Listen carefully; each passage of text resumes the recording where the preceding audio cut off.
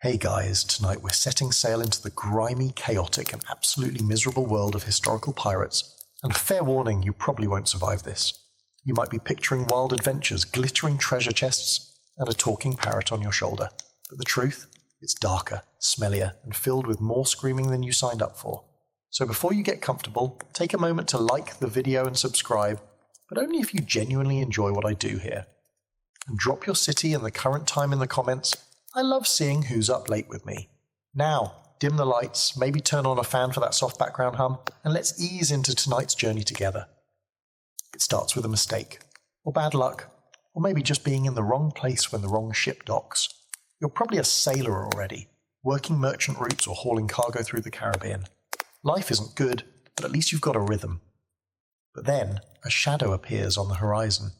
A black flag, or maybe just a ship that looks like it's barely holding together but still moves like it's possessed. You don't get a chance to panic before cannon fire slams into your hull. Splinters fly like razors. Your captain's sheen screams, and then they board.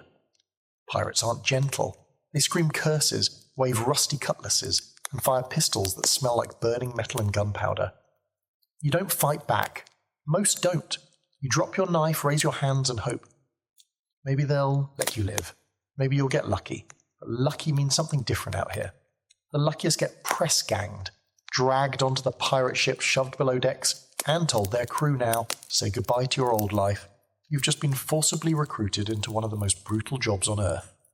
They strip you of your clothes. Those belong to the pirates now. You're handed a crusty shirt, some pants that barely fit, and a pair of boots that squish when you walk.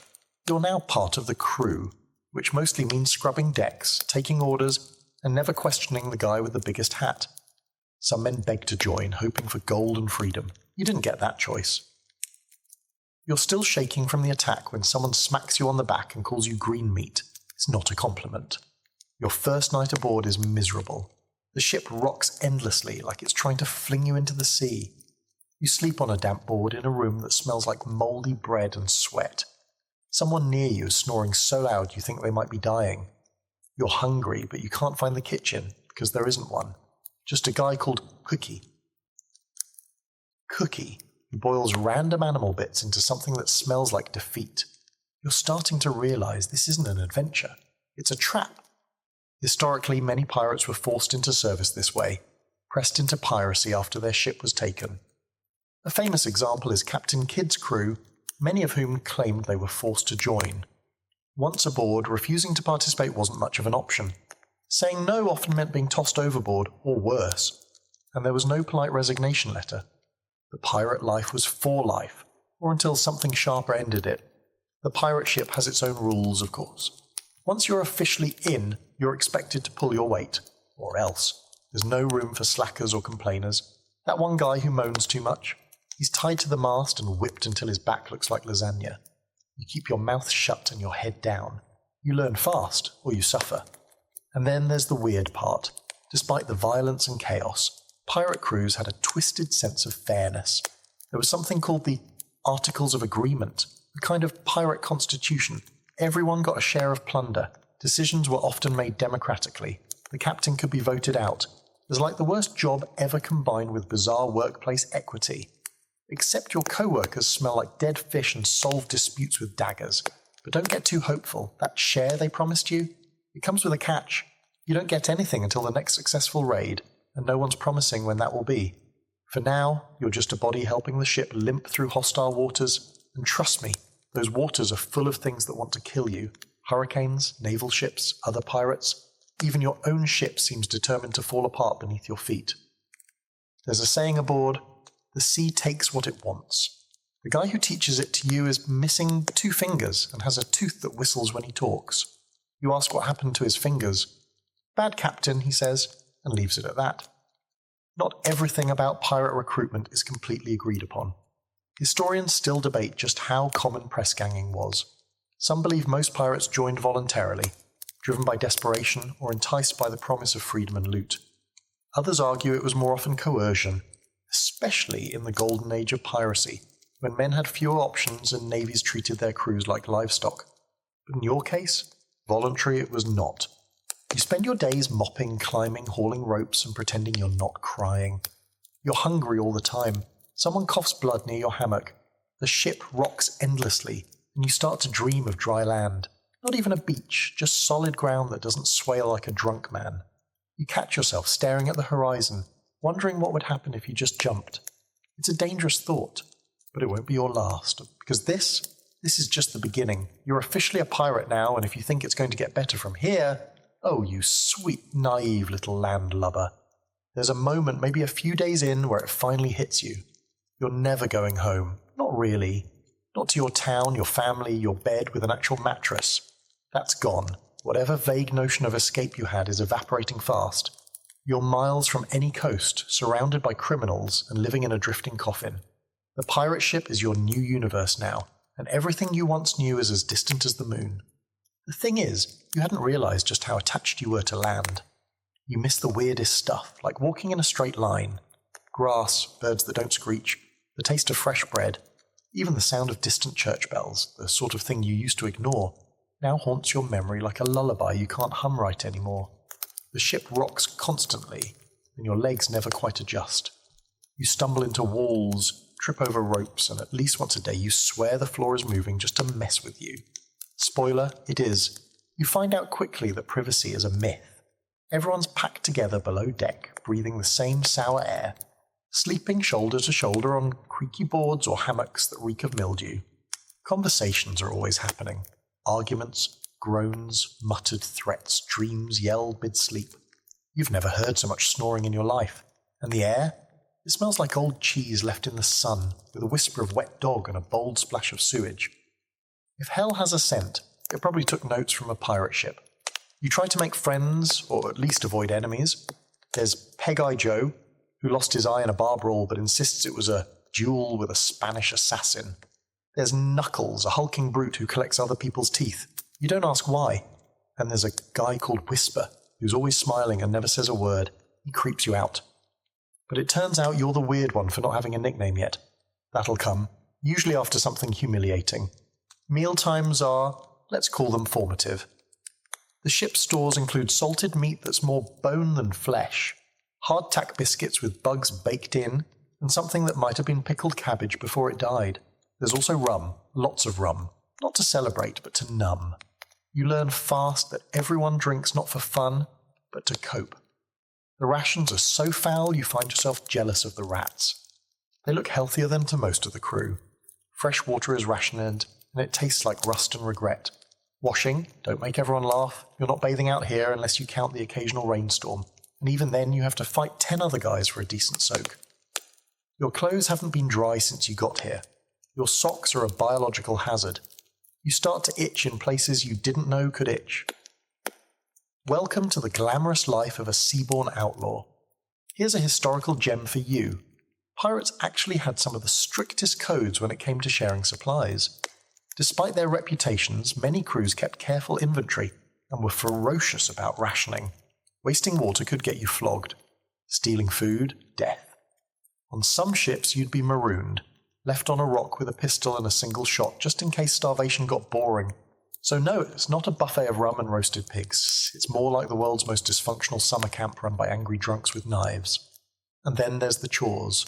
Everyone pulls their weight. That includes cleaning the deck with sand and seawater, patching sails while balancing on swaying masts, and scrubbing out the bilge, the lowest part of the ship where all the liquid waste settles. It's as pleasant as it sounds. You spend hours down there in knee-deep muck, scooping out sludge that smells like rotten despair. One guy down there with you says he saw a crab with 3 eyes. You don't know whether to believe him or to cry. Despite all this, you start to understand something strange. The ship is a world. A terrible one, but still, a system. Everyone has a job, a rank, a place. The captain barks orders and gets the best food. The quartermaster handles disputes and hands out punishment. The rest of the crew follows Hose and tries not to die. There's rhythm to it. A dark, sweaty rhythm that starts to worm its way into your bones. But you can't shake the loneliness. Out here, time is slippery. Days blend into nights, and you sometimes forget what month it is. There's no calendar, no real routine, just endless ocean and a horizon that refuses to come any closer. You start counting the stars at night, naming them in your head. You talk to the sea sometimes, out loud, just to hear your own voice. If the sea talks back, well, let's hope that's just sleep deprivation. Scholars still argue over whether pirates truly felt freedom the way modern minds romanticize it. Some claim the open sea gave them liberty, unlike anything the mainland offered. No kings, no taxes, no rules but their own. Others point out that being hunted by every navy in the world, stuck on a disease-ridden vessel with sociopaths, isn't exactly liberating. But to the average press-ganged sailor like you, freedom feels a lot like imprisonment, just with more screaming and fewer walls. One of the strangest facts about pirate life?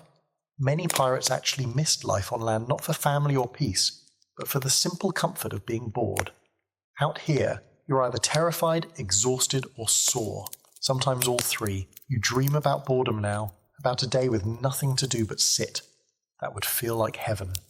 As night falls again and you curl up on your plank of misery, trying not to touch the guy drooling beside you, you find yourself whispering the same 3 words over and over. Please don't sink, because if this ship goes down, you won't last 5 minutes in the sea, and that would actually be a mercy. By your 3rd week aboard the pirate ship, assuming you haven't been stabbed, thrown overboard, or crushed under a collapsing mast, you start to realize that the worst part of life at sea isn't the fear. It isn't even the violence, it's the food. Or what passes for food. Your body is already protesting, your stomach constantly growling like something's trying to crawl out. Every mealtime is a gamble and the house always wins.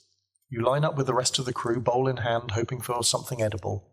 What you get instead is a ladle full of brown-grey mush, with the consistency of wet ash and a smell that could knock out a goat. You don't ask what's in it. No one does. Asking questions is a fast track to being told to go lick barnacles instead. You spoon the stuff into your mouth and try not to gag. It's salty, sour, and chewy in all the wrong ways. You chew on something crunchy and don't investigate. That way lies madness.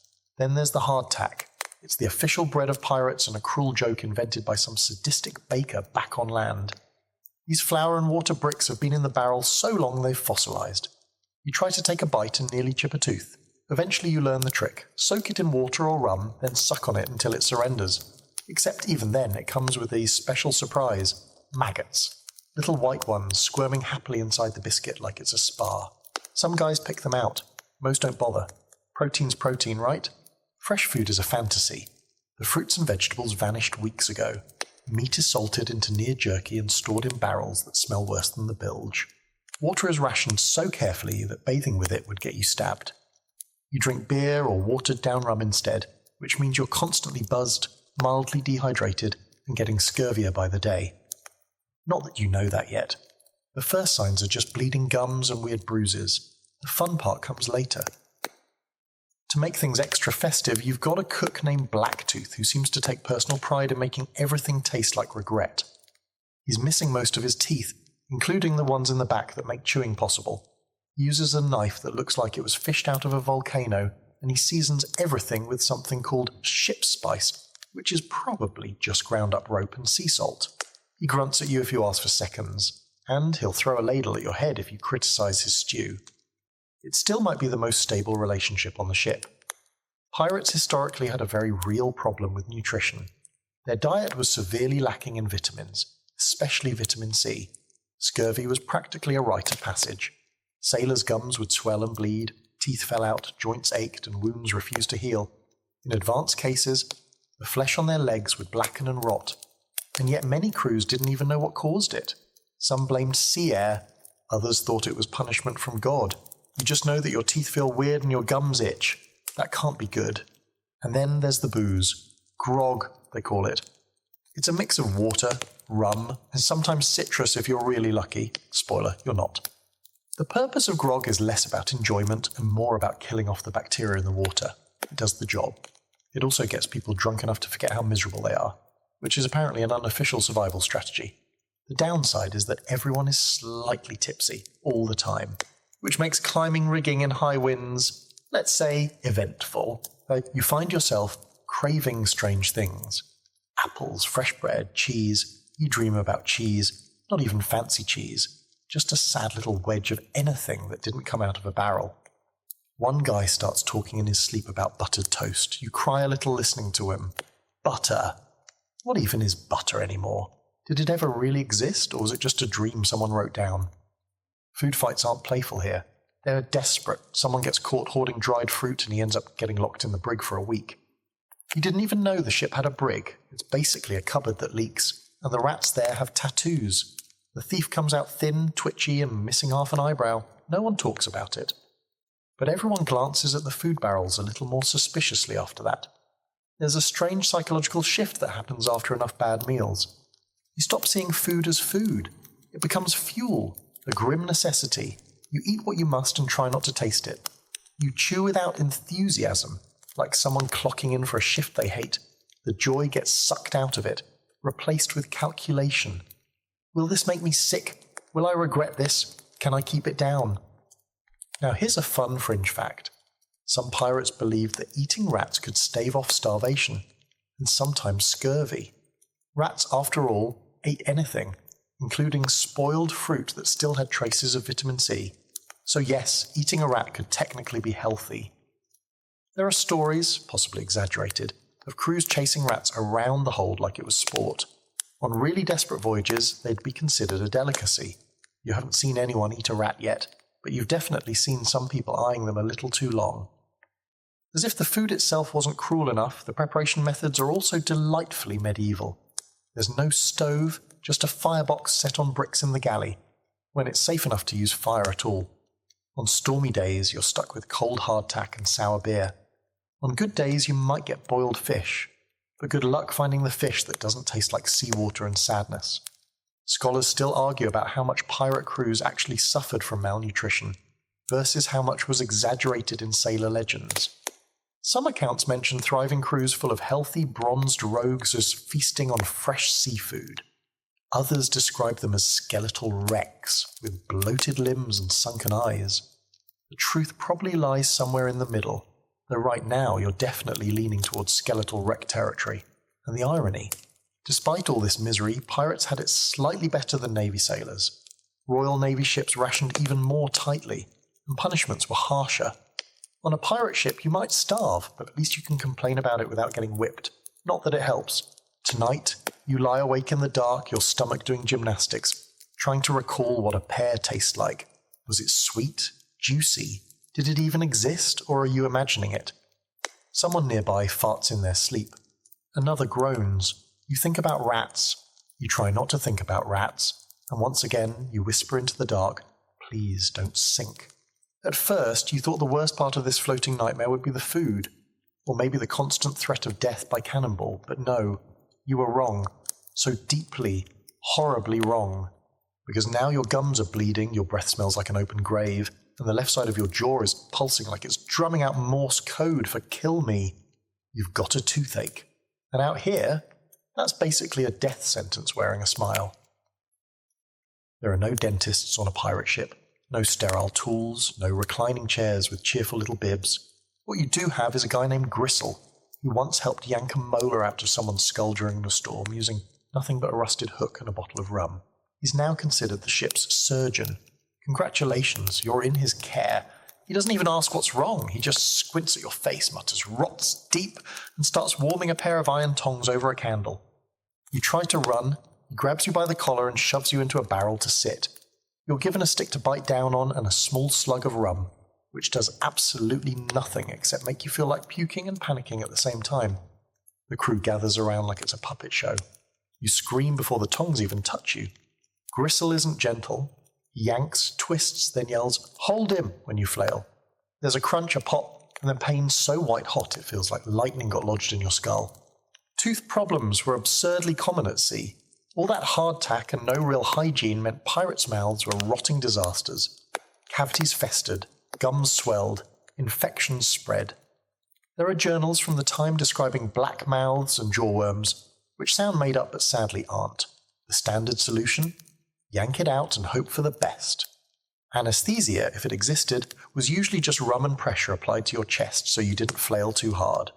Occasionally people died from shock or blood loss. You're lucky you only passed out for a bit and woke up with one less tooth and the taste of iron in your throat.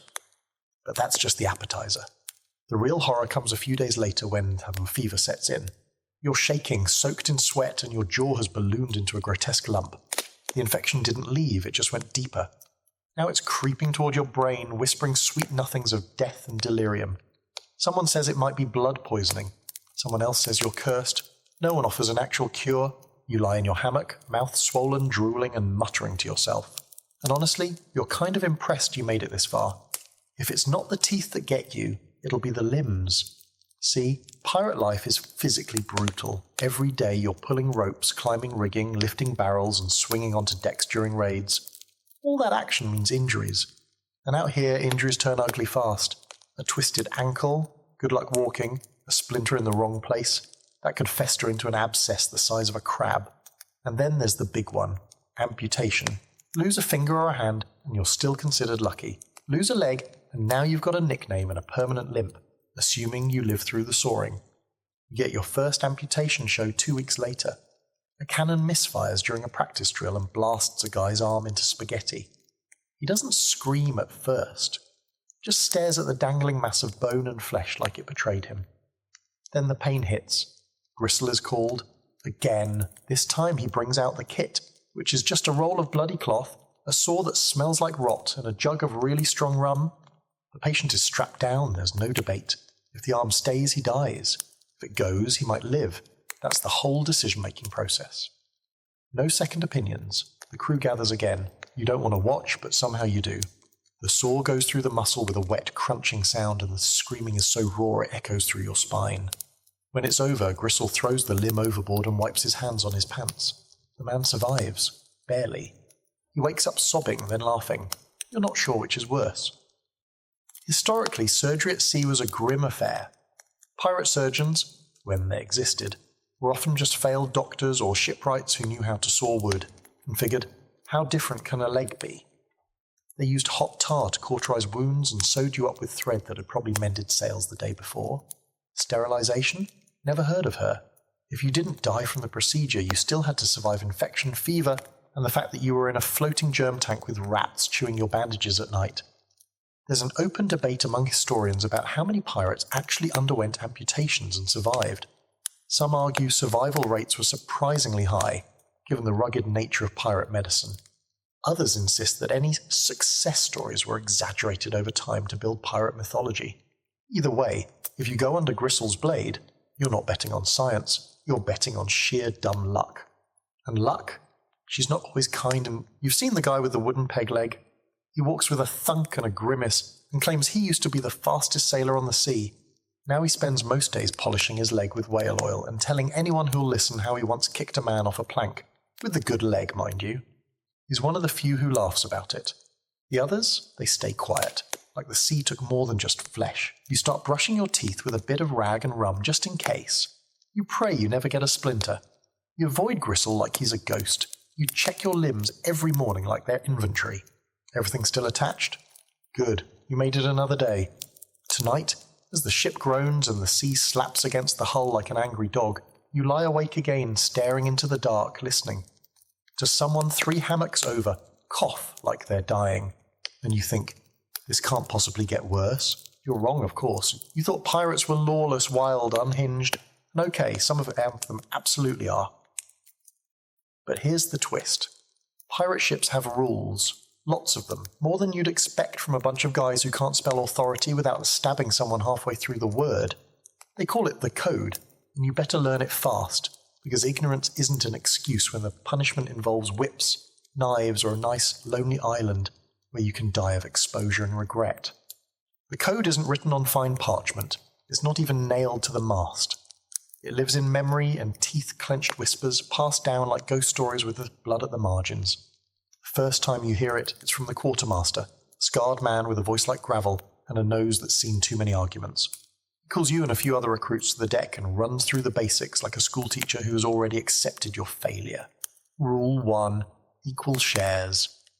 Not exactly what you expected from a group of self-serving criminals, but pirates hate unfair captains more than they hate the navy. When they take a prize, gold, food, weapons, whatever, it gets divided according to rank, but even the lowest deckhand gets something. No more of that you get paid in glory nonsense like back on merchant ships. Out here, everyone wants a cut, and God help you if you try to cheat. Rule 2, keep your gear in check. That includes weapons, clothes, and anything the crew depends on. Lose your pistol in a raid? That's 10 lashes. Let your powder get wet. 20. Forget to clean your musket. You might get tossed overboard just to think about it. The crew doesn't tolerate mistakes, because mistakes out here cost lives and loot. Rule 3, fight fair among yourselves at least. Disputes are settled by duel or vote depending on how much blood anyone's willing to spill. Some arguments get resolved with fists at dawn, others involve knives, a circle of chanting drunk men, and someone walking away with fewer fingers than they started with. The important thing is that once it's done, it's done. Carrying a grudge longer than a few days is suspicious, and suspicious people get watched. Watched people get eliminated. The code goes on. Lights out at sunset unless it's a special occasion. No gambling during a storm, no smuggling personal treasure aboard. And definitely, absolutely no sneaking into someone else's hammock, romantic or otherwise. That last one is especially enforced, and the crew seems unusually passionate about it. You suspect someone had a very bad experience involving a love triangle and a cannon fuse. Now here's the weird part, these rules, they kind of make sense. Pirate crews couldn't rely on the law, so they made their own. And unlike most naval officers, captains on pirate ships could be voted out. If the crew lost confidence, they held a vote and picked someone new, usually the guy who looked scariest with his shirt off. It's rough, but weirdly democratic. Historically, this system wasn't fantasy. Real pirate codes, like those of Bartholomew Roberts or Black Bart, were shockingly detailed. They covered conduct, loot division, punishment, even what music could be played on board. Some codes banned gambling entirely. Others required everyone to keep their cutlasses sharp at all times. The idea was to maintain order, not out of morality, but out of sheer survival. An undisciplined crew was a dead one. But here's where it gets dicey. Enforcement of the code? That's up to the mood of the ship. One day someone drops a dagger and gets a warning. The next, someone forgets to clean a cannon and ends up lashed to the mast with their back looking like shredded sailcloth. Justice here is more like a storm, random, loud, and full of things flying through the air. One guy, young maybe 17, gets caught pocketing a silver spoon after a raid. A spoon! The captain doesn't even blink. He orders the boy to be tied up and whipped 12 times in front of the whole crew. The kid doesn't cry, he just grits his teeth and takes it, blood running down his back like spilled wine. Afterward, he's untied and given a piece of cloth to bite on. Don't do it again, someone says, like that's going to help. You don't sleep well that night. Punishments vary wildly, the lash is common. Flogging leaves scars that never fade and sometimes kills, but there are worse fates. Marooning, a kind of pirate exile, is a favourite for traitors or major screw-ups. You get dropped on a deserted island with a pistol and a single shot, not enough to survive, just enough to make your own ending, if starvation, sun and madness don't do it first. And then there's keel hauling. You'd heard of it in drunken rumours, but figured it couldn't be real. It is. A rope tied around your chest and feet. You're thrown into the water and dragged under the ship's hull. Barnacles rip skin, water fills your lungs. If you come up at all, it's as a screaming, shredded version of yourself. If you don't, well, you become one with the sea. Luckily it's rare. Even pirates think it's a bit much. Some historians debate whether these punishments were as frequent as the legends say. Keel hauling, for instance, might have been more of a naval thing than a pirate tradition, and marooning, while well documented, may have happened less often than the stories suggest. What's certain is that pirate crews enforced their codes fiercely, partly for control, partly out of paranoia. Trust was everything, and once it cracked, the consequences were brutal. One of the more fringe details you learn is about articles' tattoos. Some pirates actually had parts of the code inked onto their bodies, especially the rules about shares and fairness. It wasn't just for show. If someone died in battle, their tattooed rules could help settle disputes over loot, or at least give someone something to read while looting the corpse. You don't have any tattoos yet, but you're starting to think maybe one wouldn't hurt. Just something small. Maybe, don't steal spoons! Oddly enough, the longer you live under the code, the more it warps your sense of justice. You start seeing things less like right or wrong, and more like smart or stupid.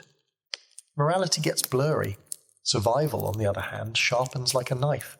You do what keeps you breathing and hope your name never gets called when punishment rolls around.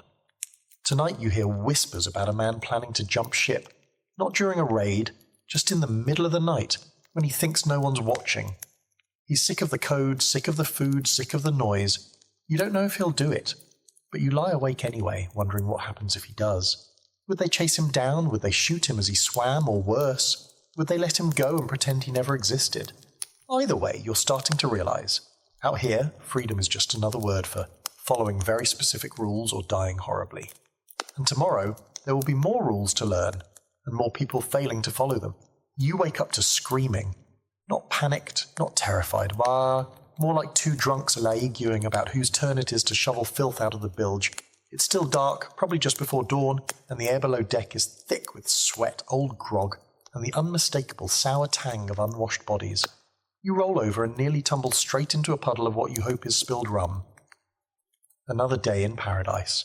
There's no privacy on a pirate ship, none. Everyone sleeps, eats, pukes, and argues in the same cramped space. The smell is biblical. It clings to your clothes, your skin, your hair. You wash in salt water when you can, but that doesn't do much beyond moving the filth around in new creative patterns. There's a reason pirates don't wear white. They'd look like mouldy cheese after a week. And your crewmates, oh, they're a delight. A full cast of misfits and sociopaths, each more disturbing than the last. There's Rat-Faced Pete, who keeps dead seagulls in a crate for luck. There's Sissy Jack, who talks to his belt like it's a person. And there's Old Brody, who once pulled out his own tooth with a hook and now keeps it on a string around his neck like a trophy. You avoid them when you can, but there's nowhere to hide on this floating coffin. Eventually someone will corner you and start rambling about sea monsters, or how the moon is plotting against them. These aren't movie pirates. They don't sing sea shanties with perfect harmonies. They wheeze, they bicker. They cough blood and argue over dice games made up on the spot. Many of them are criminals who are too awful even for land. Murderers, deserters and drunks who got kicked off other ships. And now they're your co-workers. Your very armed, very unstable co-workers.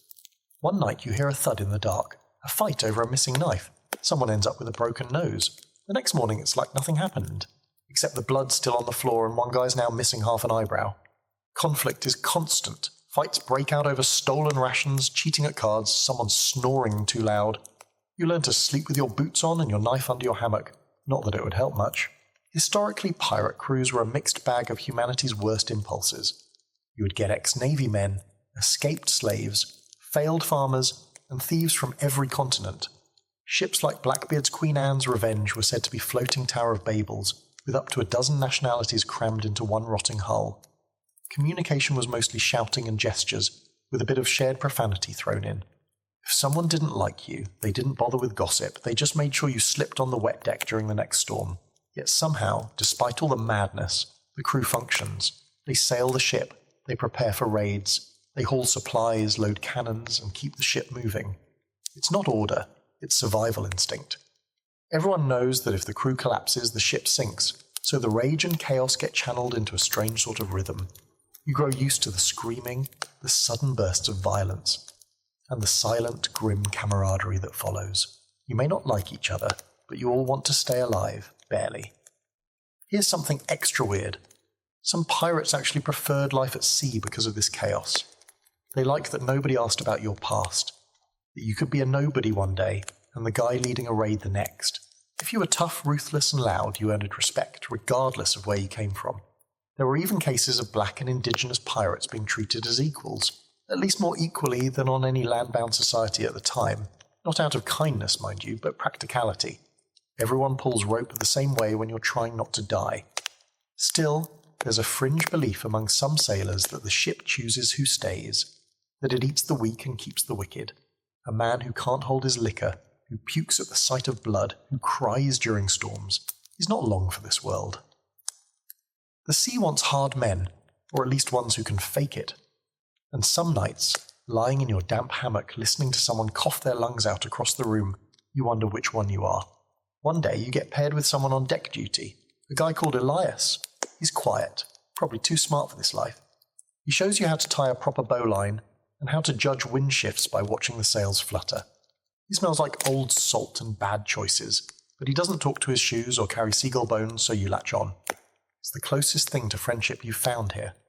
Elias tells you stories about a ship that went mad and sailed in circles until the crew starved, about a ghostly vessel that sails only in moonlight and sinks anything it touches, You don't know if he's lying or just trying to scare you, but his voice is calm and low, and you don't mind listening.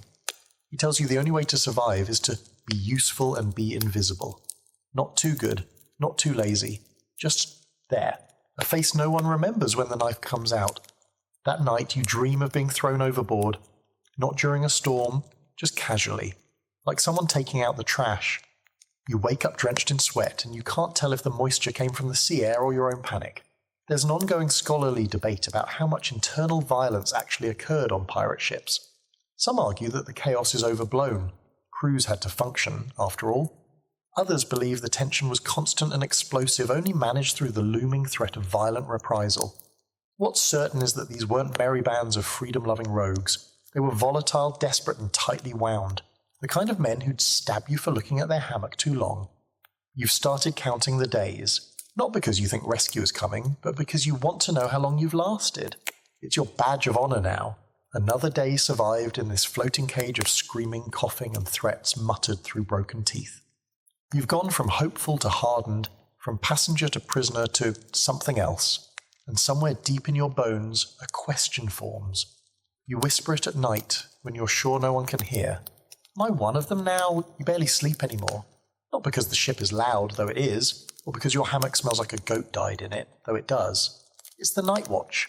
Everyone's got to take a turn, and your turn comes more often than you'd like. You learn pretty quickly that night on a pirate ship isn't peaceful or quiet. It's teeth-gritting, nerve-grinding, eyes straining in the dark paranoia. It's you and a flickering lantern surrounded by the kind of blackness that makes you doubt your own shape. You're posted near the aft deck with a musket that might fire if you beg it. The lantern beside you swings with the rhythm of the waves, casting warped shadows across the rigging. The ship creaks and groans, a symphony of wood protesting its own existence. And then there's the sea itself, lapping, slapping, whispering against the hull. Sometimes it sounds like laughter. Sometimes it sounds like something breathing. You try not to think about that. Your job is simple. Look for ships and scream if you see one. That's it. Of course, you don't want to see anything, because if you do, it usually means trouble. A navy cutter, a rival pirate ship, maybe a merchant vessel if you're lucky, and even that means cannon fire, blood, and chaos. Still, watching nothing feels like madness after a few hours. You stare so hard into the dark that you start seeing things. Lights that aren't there, shapes that vanish when you blink. One night you're sure you see a sail, a ghostly flicker on the edge of the horizon. You call it out, heart hammering. The captain looks. Nothing. You get mocked for the next 2 days. Sleep deprivation is part of the job. You doze in awkward bursts between shifts, waking up unsure what century it is. One day bleeds into the next, each one as grey and salt-streaked as the last. You start forgetting things, words, names, where you put your belt. Your muscles ache. Your eyelids twitch. You catch yourself talking to the mast like it's an old friend. You're not the only one. There's a guy called Henley who whispers to the sea at night, begging it to take him kindly. Another guy just stares at his hands, flexing them like he's not sure they're real anymore. Historically, pirate ships ran 24 hours a day, and the crew was split into watches. The night watch was grueling, not just for the physical strain, but the psychological toll. The dark was filled with threats, storms, reefs, surprise attacks, even supernatural fears. Pirates, like many seamen of the era, were deeply superstitious. Bad omens could be anything from a red sunrise to a bird landing on the mast. You learn these superstitions fast. You have to. The crew believes in them like gospel, and breaking one is a fast way to get yourself hated, or worse. Case in point, one night a bird lands on the bowsprit. A black seabird slick with rain. It just sits there, staring. No one wants to touch it. Bad luck, says Whisper, who never speaks, except apparently to say that. The captain orders it shot. The bird explodes into feathers and blood, and for a moment, everyone relaxes. That is, until the storm hits. A freak squall, lashing rain, howling wind, sails snapping like whips. You spend 6 hours soaked, frozen, clinging to ropes that could yank you into the abyss. No one says it, but you all think the same thing. The bird cursed us. You don't even question it anymore. Sleep deprivation takes a toll in strange ways. One night you hallucinate. You see your childhood home, clear as day, floating just off the starboard side. You smell fresh bread, hear your mother calling your name, and you reach out and almost step off the ship. Someone yanks you back. No one says anything. Hallucinations aren't rare out here. They're just not talked about. A few of the older pirates admit they've seen mermaids, not the pretty kind. These ones have bloated, dead faces and nails like fish hooks. One swears he kissed one once. He has no lips now. You don't ask for details. There's debate among historians about just how frequent hallucinations were among pirates and sailors. Some accounts describe vivid shared visions. Others dismiss them as exaggerations from sailors desperate to make their stories more exciting. But given the mix of bad nutrition, lack of sleep, constant fear, and potent rum, it's a wonder more pirates didn't completely lose it. Out here, reality gets slippery. And when you're alone with nothing but sea and stars, your brain fills in the blanks with whatever nightmares it can dig up. You start to understand why pirates believe in monsters, because something about the sea feels alive. It moves under you, whispers around you, punishes you without warning. You stare into it long enough and it stares back. Elias tells you about the sea eyes, a feeling that the ocean is watching. Sometimes, he says, it looks up at you and decides whether you're worth keeping. You laugh, then you realize he's not joking. One night you're paired with Elias again. The two of you sit side by side, passing a bottle of grog and pretending not to be scared. He tells you about a time he saw a green light on the water, just a flash, and then a sailor next to him was gone. No splash, no scream, just gone. Sometimes the sea takes one, he says, so it doesn't have to take all. You shiver, and it's not from the cold. You wish for sleep, but when it comes, it's not kind. You dream of sinking, gasping, clawing, screaming, of your body tumbling through black water while things slither past your ears. You wake up gasping, your hands gripping the hammock like you're still drowning. Someone nearby farts. The spell breaks, but the terror lingers. The night watch becomes a part of you. Your eyes adjust to the dark. Your hearing sharpens. You can tell who's sneaking grog from 10 feet away. You can tell when the weather's about to shift just by the tone of the creaking wood. You become, in a strange way, a creature of the night. Always alert, never rested, half real, half ooh.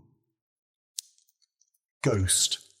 One of the more fringe facts you pick up is that some pirates believed their souls were tied to the stars, that if they died at sea, their spirit would rise and become part of the night sky. It's a comforting idea in a bleak, haunted sort of way. You start to look at the stars differently, not just as points of light, but maybe as people who'd had enough.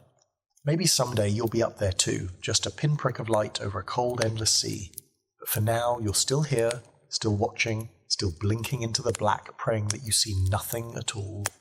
Morning hits like a slap. You're only halfway through a restless nap when someone yells, "All hands!" and the deck becomes a stampede. You swing out of your hammock, groggy and sour, boots hitting the boards before your eyes are even open. The sky is dark, thick with clouds, and the wind has that sharp edge, like it's looking for someone to shove off a ledge. But someone, of course, is probably going to be you. It starts slowly, a groan from the rigging, the sails snapping too hard. The ocean, already never calm, takes on a new kind of rhythm, one that churns rather than rolls. The bow rises a little too high, then drops a little too fast. Somewhere deep in the ship, the timbers creak like they're complaining to the gods. That's when the rain begins. Not gentle droplets, no, this is a vertical river, falling in sheets so dense you can't see 5 feet in front of your face. And with the rain comes the real enemy, the storm. You're yelled at to help secure the sails. That means climbing. That means clinging to ropes slick with rain and salt while the ship bucks like a furious animal. Wind howls in your ears, your hands bleed from the lines, and your boots slide against every rung of the rigging. The sea throws spray across the deck like it's trying to scrub the crew away. Every wave slams the hull, shuddering the whole ship, making it groan in its bones. You lose track of time, could be 10 minutes or 2 hours. All you know is water, shouting and terror. Lightning cracks across the sky, closer than you've ever seen. And for a second, the entire ship glows in harsh white light. You see every crewmate in full silhouette, soaked, desperate, clinging, then darkness returns, worse than before. Thunder follows, deep and ragged like a monster breathing. And through it all, you hang on. Fingers numb, eyes stinging, praying not even to survive, just to not fall yet. Storms at sea are the true crucible.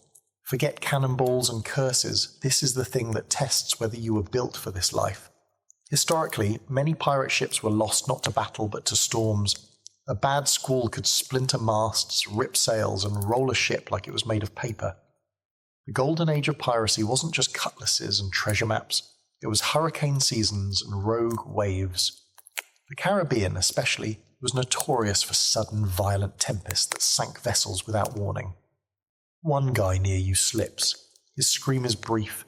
He hits the deck hard, rolling, limbs bent in ways they shouldn't be. You think he's dead, but someone drags him below deck, shouting for the surgeon. You don't see him again that day, you don't ask. The storm gets worse. The captain barks orders that you barely hear. The quartermaster ties himself to the wheel. You see Elias shouting something, pointing, then vanish behind a curtain of water. For a moment, the deck is just you and the rain and the thunder. Then another wave hits, and you almost fly backward. A rope lashes your arm and saves your life. You cling to it like it's a lifeline, because it is. The water's rising now. The deck floods with every wave. Below deck it's worse, dark, crowded, and half submerged. Barrels float like bobbing coffins. The bilge is overflowing. Men scramble to pump water out, but it's a losing battle. Someone starts throwing cargo overboard, trying to lighten the load. You toss 2 crates yourself, not even checking what's inside. Could be gold, could be biscuits, doesn't matter. It's dead weight now. Eventually the storm begins to pull away, slowly. Like a beast losing interest in its meal. The rain eases, the wind slackens. The waves settle from monstrous to merely miserable. The sky remains dark, but it's no longer trying to tear you in half. You collapse on the deck, coughing up salt water, soaked to the bone and shaking with exhaustion. You survived. You don't know how, but you did. For now. But the damage is everywhere. The sails are torn, 2 masts cracked, 1 crewman dead, another missing. That last one, missing, is whispered like a curse. Not because they think he survived. No. Out here, missing means taken. By the sea. And if you believe in that sort of thing, and you're starting to, you don't speak his name for fear the ocean might hear and come for you next. One of the more fringe beliefs among pirates was that storms weren't just weather. They were punishment. For betrayal. For cowardice. For mocking the sea. Some even claimed they could feel when a storm was coming, based on the mood of the ship or the mood of the water. You're not sure what to believe, but it's hard to dismiss the feeling that the ocean has a mind of its own, a cruel, calculating one. Some historians say pirates were especially vulnerable to storms because their ships were lighter and faster, built for speed, not sturdiness. Others argue that pirates were skilled navigators and storm dodgers, masters of reading wind and wave, but either way, even the best ship couldn't always win against nature's wrath. Storms didn't discriminate. Rich, poor, pirate, navy, they took who they wanted. After the chaos comes the work, hours of repairs, climbing back up to patch sails, securing cracked beams, hauling drenched supplies back into storage. No one rests, not really.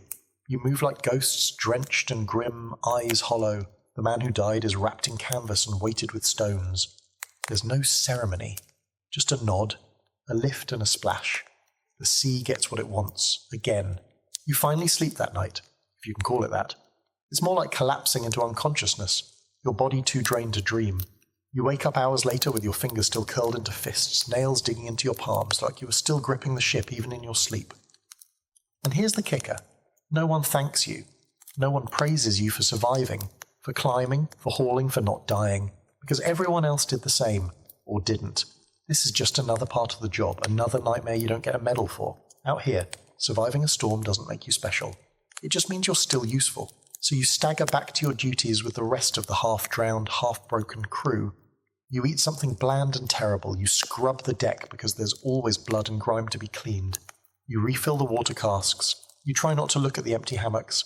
And as the wind picks up again and the horizon starts to ripple in that particular way, you catch yourself whispering a new kind of prayer. Not today, not again, please, not again. You don't really notice it at first. Your nose adjusts so fast you almost forget what clean air ever felt like. But then the ship docks near a port, just briefly, and someone opens a cask of actual oranges, and suddenly your whole body remembers what normal smells like. The citrus stabs you in the face like a memory, and that's when it hits you. You stink. Everyone stinks. The ship stinks. Everything on this floating hunk of death. creaks in a way that feels permanent. It's not just the sweat, or the mildew, or the fact that no one's bathed in weeks except during rainstorms when they strip off their shirts and laugh like madmen. It's deeper than that. The ship smells like 1,000 sins baking in the sun. Rancid fat, unwashed bodies, rotting food, stale grog, dried blood, and something sweetly sour that you can't identify, and definitely don't want to. Every surface is sticky, every fabric greasy. You touch a rope and your hand comes away smelling like salt and dead dreams. Below deck, the air is unbreathable. You have to duck your head, stoop like you're walking into a crypt, and squeeze between hammocks, swaying like meat in a butcher's shop. It's hot, even when it's cold. Damp, even when it's dry outside. You learn not to breathe through your nose. That's a rookie mistake.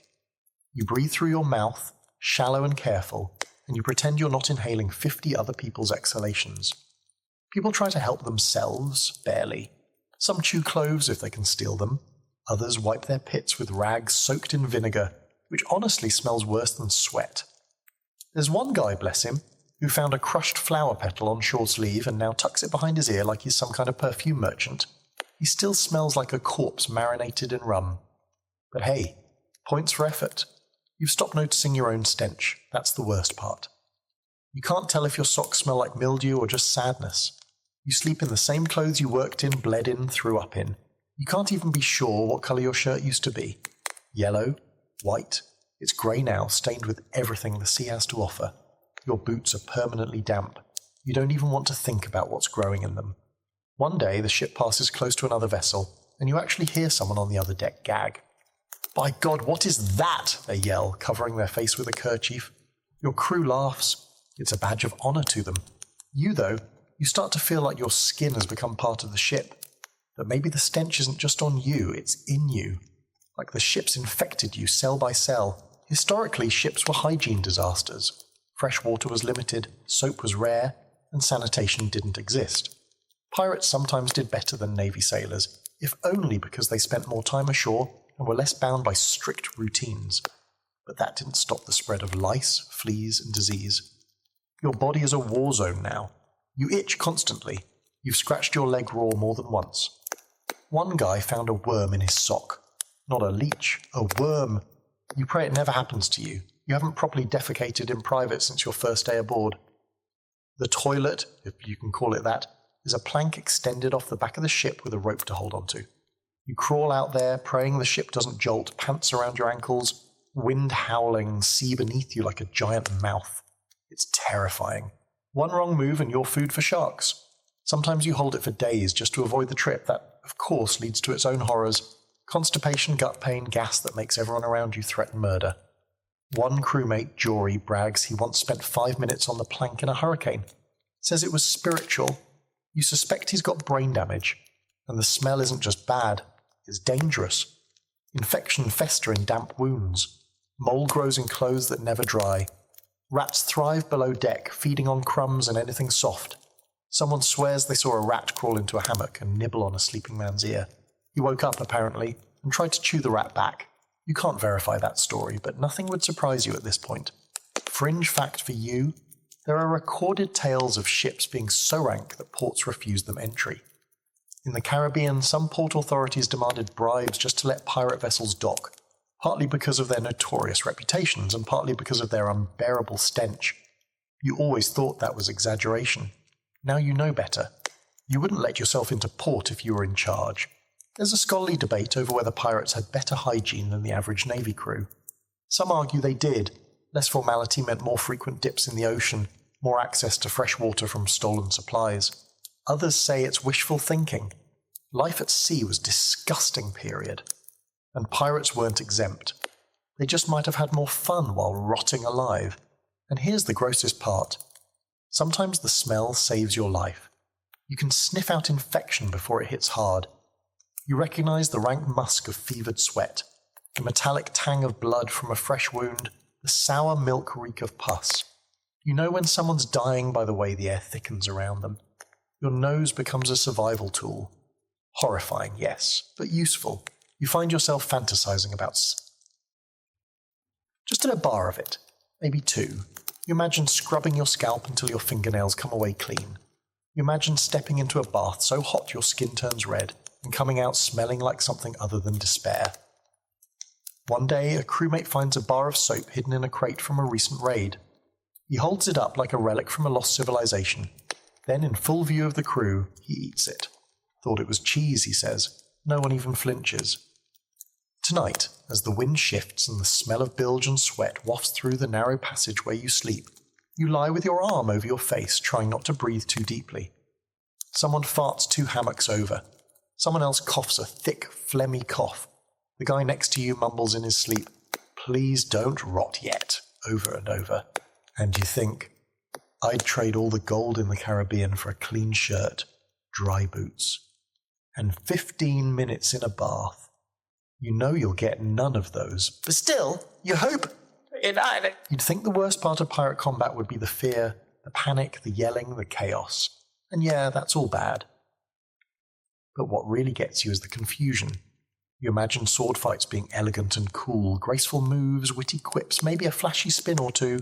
Nope, not here. Combat aboard a pirate ship is a screaming, filthy pile of limbs, smoke, blood, and bad decisions. It's fast, it's loud, and it smells like burned powder and wet intestines. It always starts the same way. A ship spotted on the horizon. A tense moment while the crew squints at the sails and guesses, merchant or military. If it's a merchant, you might live. If it's navy, well, sharpen your blade and kiss your lucky charm. The captain calls for silence. Everyone crouches, hides, waits. You slip behind a barrel, heart hammering, palms slick. The order comes, raise the black. The Jolly Roger goes up, snapping in the wind. Sometimes that's enough. A lot of merchant captains will just drop their sails and surrender. Better that than face a horde of sea-drenched lunatics with pistols and wild eyes. But when they don't surrender, the cannons start. The noise is indescribable. You feel it in your bones more than hear it. A deep, concussive boom that shakes the whole world. The recoil nearly knocks the gun crews off their feet. The deck trembles under you, the smell of sulphur thick in the air. Splinters rain down like angry wooden wasps. You duck instinctively, even though you're not entirely sure from what. Cannons aren't accurate. They're not meant to be. They're meant to smash, to terrify, to punch holes in the hull or scatter enemy crew. You hear a screech from the other ship as a shot lands, followed by shouting. Your ship returns fire. You watch a cannonball miss completely and land in the ocean with a slap. The gunners swear like poets. You just try not to throw up. Then comes the boarding. Grappling hooks fly, ropes swing. Pistols are fired more out of habit than accuracy. You follow the crew across the makeshift gangplanks, or worse, you jump. You land badly, roll, scramble up in time to parry a wild swing from a man who looks just as terrified as you feel. It's not a duel, it's a brawl. There's no rhythm to it, no honor, just desperation. You stab at anything moving that isn't dressed like you. You get punched, bitten. Someone slams the butt of a musket into your ribs. You hear a scream nearby, too high-pitched. A boy. You don't look. You don't want to know. Pistols are mostly useless after the first shot. They're one and done unless you've got time to reload, which you don't. You've seen guys wield them like clubs, beating enemies with the barrel. Swords. Forget the sleek cutlasses from the stories. These blades are rusted, chipped, bent. One guy swings a meat cleaver. Another uses an axe that still has bits of rope stuck in the handle. You fight with whatever keeps you upright. At one point you slip in something, definitely not water, and fall onto the deck. A man lunges at you. You roll. Your blade finds his gut. He gasps. You don't look back. You can't. If you stop to think, you stop to die. Historically, naval combat during the golden age of piracy was brutal and short. Most battles lasted less than an hour.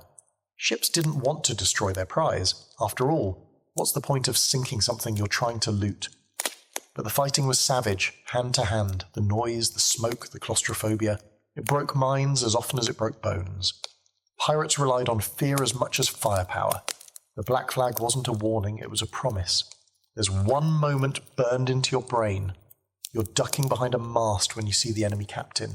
He's older, grey hair slick with sweat, eyes wild. He points a pistol at your crew's quartermaster and fires, misses. Your quartermaster returns the favour, does not miss. The man goes down, a neat hole where his forehead used to be. No drama, just collapse. You don't even hear the thud over the din. Eventually the fighting slows. One side breaks. This time you win. The enemy surrenders. Some drop their weapons, some weep. Some just sit stunned, surrounded by bodies and blood and ruined crates. Your crew cheers, but it's half-hearted. Too many bruises, too much mess. Victory doesn't taste like glory, it tastes like copper and vomit and smoke. And now comes the worst part, the looting. You help carry crates, sugar, rum, and maybe some gold if you're lucky. More often it's spices or tobacco or cloth. The injured are dragged aside, the dead are tossed unceremoniously into the sea. There's no time for mourning, no energy. You find yourself stepping over the corpses without blinking. There's a crew vote, what to do with the prisoners. Sometimes they're offered a choice, join or be set adrift. Sometimes they're just left. You don't ask questions anymore, you just do your job. Here's a quirky historical detail. Pirates often tried to avoid full-blown combat if they could. It was expensive, risky. Many relied on sheer intimidation, the flag, the rumours, the reputation. Blackbeard of Barsas himself would tie lit fuses into his beard to look like a demon rising from the sea. But when intimidation failed, things got ugly fast. You've now seen firsthand what ugly means. There's still debate among historians about how common combat actually was. Some argue it was rare, that most pirate ships won their prizes without a fight. Others believe it happened often, especially when facing stubborn captains or miscommunication. Either way, you now know that a single battle can change everything. People disappear, ships limp away, broken, and even if you live, you're never quite the same. That night you sit on the deck, blood on your shirt, your hands shaking. Elias sits beside you, a long gash running down his arm. Neither of you speak. You just stare out at the sea. It looks so calm now, like it wasn't just a battlefield a few hours ago, like it hasn't swallowed men and ships for centuries without blinking. You can still smell the powder, still hear the ringing in your ears. You touch the hilt of your sword and realize your hands won't stop trembling. You survived your first real fight. You don't feel heroic, you feel hollow. The smell of powder hasn't faded when you're summoned to the main deck the next morning. Your arms still ache from looting, your ribs feel bruised from where someone rammed into you with a musket butt, and your stomach churns with leftover fear. But none of that matters. There's another ship on the horizon. The spyglass confirms it. Sails wide, hull deep, likely loaded. You're not even fully done cleaning the blood from your last raid, and now the crew is preparing for another. This is the rhythm of pirate life, feast or famine. Either you're floating through empty waters eating mouldy biscuits and playing dice for buttons, or you're chasing down ships like a pack of rabid wolves hoping that they're full of sugar, coin, or at least something edible. The new target is bigger than the last, which could mean two things, more treasure or a worse death. The crew starts working the sails. There's tension in the air, not fear, not quite, more like hunger, the kind that lives in the belly and the bones, gnawing. Pirates don't raid for fun, not really. They do it because it's how they eat, how they stay afloat, how they avoid becoming the ones being plundered. You're caught up in it now. You've stopped thinking of yourself as a hostage. Somewhere along the line, you became part of the hunt. This new ship sees you early. The Jolly Roger goes up, but they don't stop. Instead, they start turning, running. That's the worst-case scenario. Chasing a ship means time, risk. They might get away, or they might lead you into a trap. Either way, the crew doesn't hesitate. Sails are tightened, wind is aged, orders barked. Your ship surges forward with groans and snaps, like it knows this dance too well. The chase lasts hours, sun blazing, sweat pouring, every crew member pulling ropes, adjusting angles, navigating every gust like it's life or death. Which, fun fact, it is.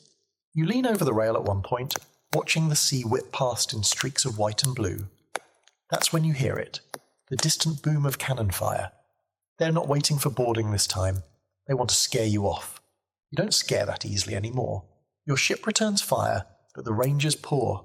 The cannonballs splash into the water, geysers of salt and noise. Eventually, the enemy gets close enough to see the whites of their eyes, panic-wide, darting. It's another merchant vessel, poorly armed, desperate. And this time they fight. The boarding is less chaos and more bloodbath. They know they're cornered. You know they've got cargo worth protecting. You lose count of the bodies, the screams, the brutal clang of iron. You're shoved, slashed, nearly thrown off the deck. You retaliate with the same ugly instinct that saved you last time, And when it's over, you're alive again. Panting, numb, hands sticky with someone else's blood. The cargo hold of the merchant ship smells better than anything you've experienced in weeks. Spices, molasses, even a barrel of lemons. Honest to God, lemons. The crew cheers. It's not gold, but it's survival. It's enough to buy another few weeks of not starving, not mutinying. Your quartermaster smiles with his teeth, what's left of them, and mutters something about a good haul finally. You're too exhausted to smile back. Here's where it gets complicated. After a battle like this, the loot gets divided. Shares are calculated, the code followed. The captain gets a double portion. So does the quartermaster. Specialists, like the gunner, the carpenter, the surgeon, get slightly more than regular deckhands. And you get your first official cut. It's not much. A few coins, a flask of rum, half a tin of cinnamon. But it's yours. And you realize that for the first time you've earned something not through labor, not through accident, but through violence. Historically, the promise of shares was one of piracy's most attractive perks. Unlike navy ships, where you might work for years without pay, pirates split the spoils after every successful raid. It was risky, sure, but for many, especially the poor, desperates, or enslaved, it offered a taste of control. Even if that control came with a saber and the constant threat of death. You learn in the days that follow that the spoils of a raid are only part of the reward. There's also status. Survive enough fights, and people nod when you pass. They stop calling you new meat. They invite you to sit in the shade instead of making you swab the deck twice. Elias claps your shoulder and calls you a proper dog of the sea. You don't correct him. But the flip side of success? Complacency. The ship grows fat with loot. The crew grows loud with drink. Fights break out over stupid things. Whose hammock is whose? Who stole whose dried figs? You spot one man threatening another over a spoon. A spoon? The energy shifts from grateful to greedy, and you start hearing whispers. Not about enemies, but about each other. You catch wind of a plot. Maybe not serious, but loud enough to reach the captain's ears. The group thinking they deserve a larger cut. That the captain's holding back. You don't get involved, but you start sleeping with your blade a little closer. Because the worst fights on a pirate ship don't happen between enemies. They happen between brothers. This is the rotten core of piracy. It's not just the fear of the navy or of drowning. It's the knowledge that even in victory, you're never safe. You sail with killers, and trust is always conditional. If the gold runs low, if the food spoils, if the next ship escapes, you might be the next one with a blade between the ribs. And yet, you don't leave. Not that you could. But even if you could jump ship right now, you wouldn't. You're in too deep. You've tasted what it means to win something with your own two hands, even if those hands are stained. You've seen the faces of the men who called you useless now nod in respect. You've held treasure and felt that strange hot satisfaction in your chest that says, I earned this. You don't know what that says about you. Here's an eerie fringe fact for you. Some pirates used to keep mementos from raids, not loot, something weirder. A splinter from a sunken ship. A gold tooth pulled from an enemy. One guy supposedly carried a cork from the rum cask that cracked during his first boarding, calling it his lucky plug. You find yourself looking at the hilt of your sword, wondering if this is now your memento. If this stained chipped blade means something now. If you mean something now. That night there's a feast of sorts. Spices from the raid are dumped into a massive pot of stew. Someone plays a battered fiddle. The crew drinks, laughs, howls. You sit on a barrel staring at your tin of cinnamon, debating whether to trade it for a dry pair of socks. You don't. You clutch it like a medal. You survived another raid. You made a little profit. You didn't get stabbed. You even got to eat something that didn't taste like barnacles. You should be proud, but all you feel is tired. You wake to shouting, but it's not the usual kind. No drunken brawl, no barking orders from the captain, no gaggle of grog-soaked idiots arguing over dice. This shouting is sharper, colder, low. Urgent tones passed around the deck like poison. You pull yourself up from your hammock, bones still sore from the last raid, and catch the word that always means trouble, mutiny. It's whispered at first, then louder, more confidently. You hear it from Brody, who usually talks to his belt buckle. You hear it from Rat-Faced Pete, who hasn't bathed in living memory. Even Elias gives you a look, tight-lipped and tired, that says something's happening. You already know the rule. When people start going hungry or think the loot's being unevenly split, the knives come out. Not for the enemy, but for each other. The current captain, Boone, a man built like a tank with a voice like thunder, has led a dozen successful raids. But that doesn't matter now. Word is he skimmed off the top of the last haul, kept a few coins tucked away for himself. Maybe took a barrel of rum nobody noticed. Maybe. The thing is, he should have noticed someone would notice. Pirates don't forgive thievery, especially not from their own. The quartermaster, Grimharrow, isn't helping. He's supposed to be the balance, the voice of the crew, the guy who keeps the captain honest. But lately he's been less voice and more whisper. Rumour says he's in on the theft. Or worse, planning a betrayal of his own. Whether it's true doesn't matter. Once the seed's planted, it spreads. And on a pirate ship, trust is worth less than dry socks. Historically, mutinies weren't rare in pirate life. You might think pirates were all about chaos and anarchy, but in truth, their ships ran on a delicate, violent democracy. If the captain lost the confidence of the crew, he could be voted out or thrown overboard. Sometimes they just marooned him on the nearest spit of sand with a bottle and a single bullet. Other times they let the sea decide. Boone might be next. You don't want to pick a side, not because you're noble, you're just tired. But staying neutral on a ship where everyone is armed is like swimming with sharks and hoping that they respect your boundaries. So you listen, you watch, you fake interest in every conversation. You nod when someone complains about the captain, but you don't agree. You laugh when someone jokes about accidental drownings, but not too hard. You keep your hands clean, or at least clean enough. One night you're summoned to a quiet meeting below deck. A group of 10, maybe 15 gathered near the powder room. Elias is there. So is Sissy Jack, sharpening a blade while smiling at the floor. A man named Crimp does most of the talking, says the captain's lost his edge, says it's time for new blood, says the next ship you take could be yours if you just back the right crew, you stay quiet. Crimp looks at you, waiting, you nod, you lie. It's safer that way. The air changes the next day. Everyone moves a little faster, grips their blades a little tighter. The captain barks an order and no one jumps to follow. His eyes narrow. He knows. They always know. You wonder if he'll strike first. History's full of captains who got wind of mutiny and cracked down early. Hard. Blood on the deck, public beatings, executions without trial. Sometimes it works, sometimes it just pushes the crew to snap faster. But Boone, he does something unexpected. He calls a meeting. The whole crew gathers on deck. The sun is high, the air thick with tension and sweat. Boone steps up to the helm. He doesn't raise his voice, he doesn't threaten, he just speaks. He reminds the crew of their victories, of the treasure in the hold, of the Navy's ships you've outrun. He admits mistakes, too much rum taken, maybe a few coins gone missing. He swears it wasn't for greed, just poor judgment. He says you'll vote, no punishments, no blood. It's so calm, so unpirate that no one knows what to do. You vote. A scrap of cloth tossed into a barrel, black for keeping Boone, red for replacing him. You choose black, not because you like him, because you hate Crimp more. When the votes are counted, Boone wins, barely. Grimharrow smirks like he already knew. Crimp? He says nothing, just nods and walks away. But the next morning, Crimp's gone.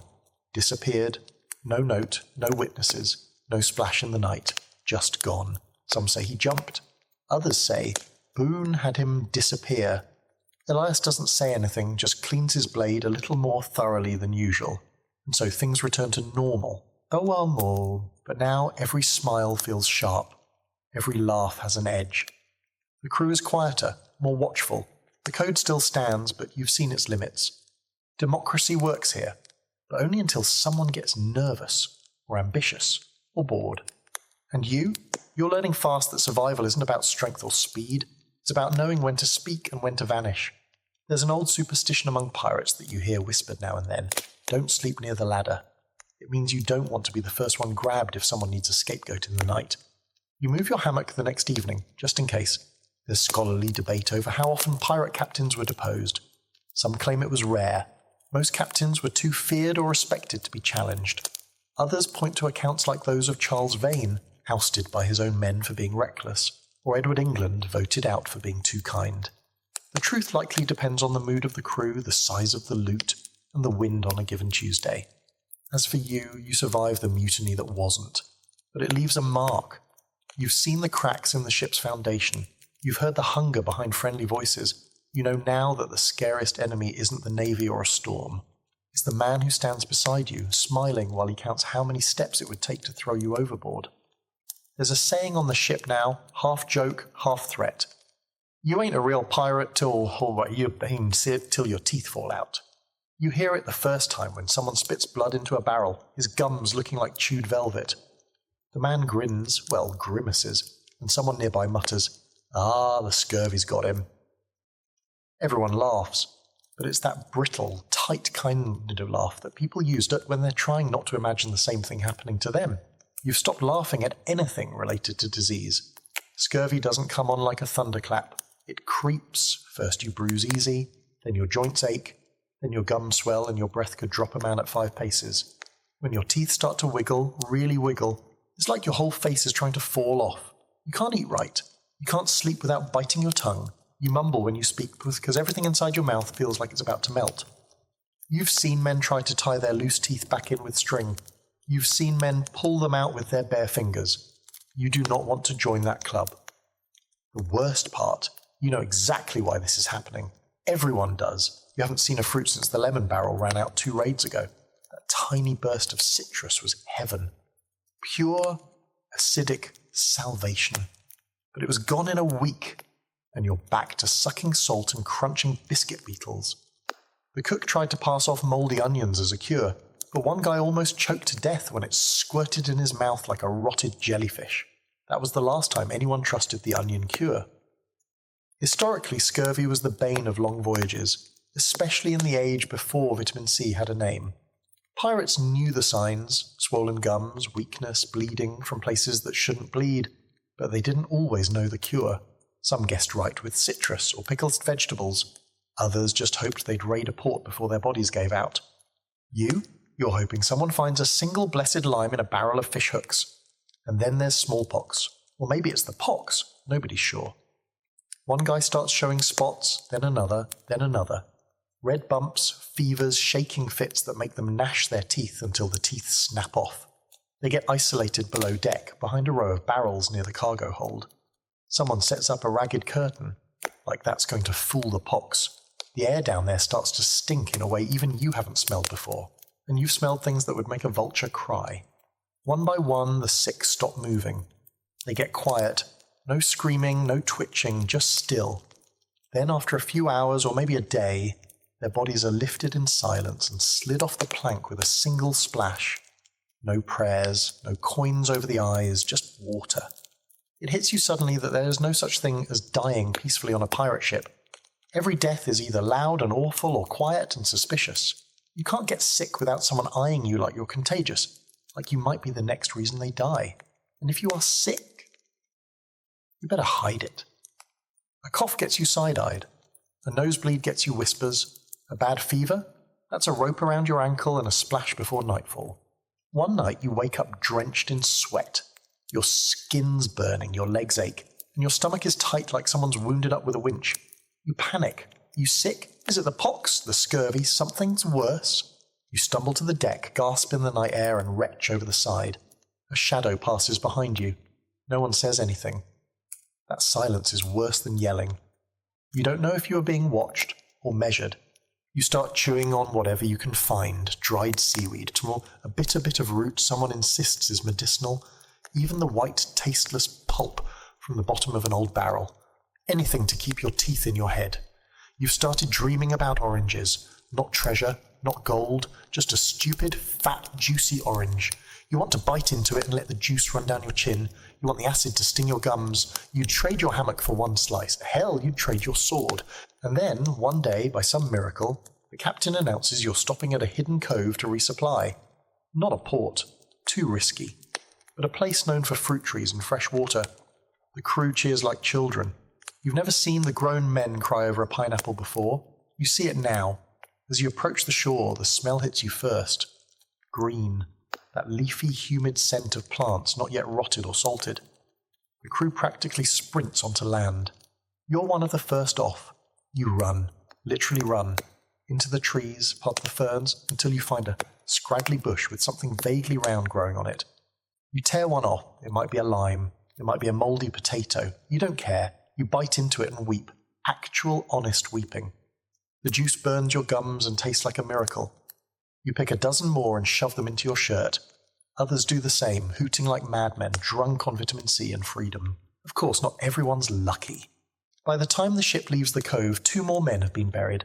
One from fever, one from a cut that turned black. The sea gives and the sea takes. But you're alive. Your teeth are still in your mouth, barely. Here's a curious fringe fact. Some pirates believed that the pox was a curse passed by sirens.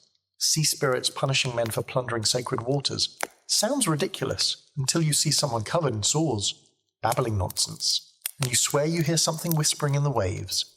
You shake it off, but that night, you sleep with your back to the hull, ears covered. There's still debate among historians about how often pirates suffered from disease compared to other sailors. Some argue they had better access to shore, so they were healthier. Others claim the lack of routine medical care and wild lifestyles made things worse. Either way, one thing's for sure, a pirate ship was a floating petri dish. You might survive the navy, survive battle, survive storms, and still be taken down by a rotten tooth. And so, every morning now, you check your gums. You run your tongue along your teeth, count them like treasure. You watch the spots on your skin. You sniff the air, always listening for the telltale rattle of someone too sick to hide it. You tell yourself you're okay, that you're lucky, that you've got time. But you don't say it out loud, and you don't want the sea to hear you. You always thought the Jolly Roger meant fun. Black flag, skull and crossbones, maybe a little yo-ho-ho, and a parrot squawking for comic relief, something from a storybook. But now, standing at the base of the mast, watching that ragged flag snap in the wind like a dare, you realize the truth. The Jolly Roger is not a joke. It's not a costume or a fashion statement. It's a threat, a warning, a confession. It says, we are monsters, and we're proud of it. The day starts clear, the sky a perfect dome of blue. You're trimming sail, thinking maybe, just maybe, you'll get through 24 hours without vomit, fire, or death. Then the lookout calls it, sails on the horizon. You expect the usual scramble, the whooping, the rush, but something's different. The captain doesn't order you to hide, doesn't tell you to hold fire or sneak up quiet. He grins and says, run up the flag. You do it. You haul the rope, and the Jolly Roger unfurls. Not the one you're used to either, not the cartoony skull. This one's got a skeleton holding an hourglass and a spear, standing over a bleeding heart. It's terrifying.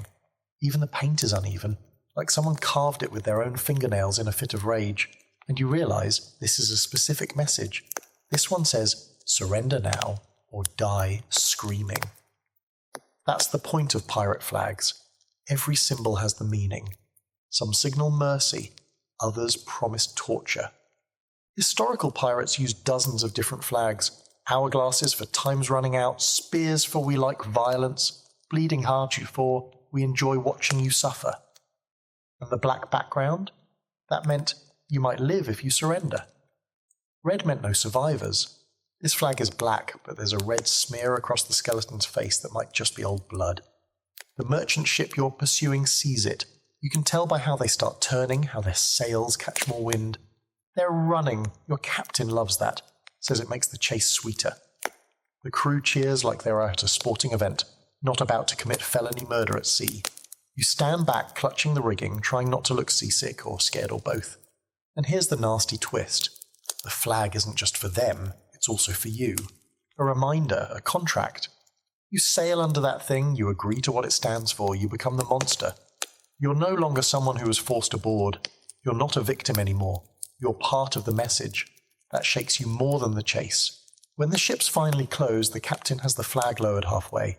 You think it's a mistake until Elias tells you that's part of the show.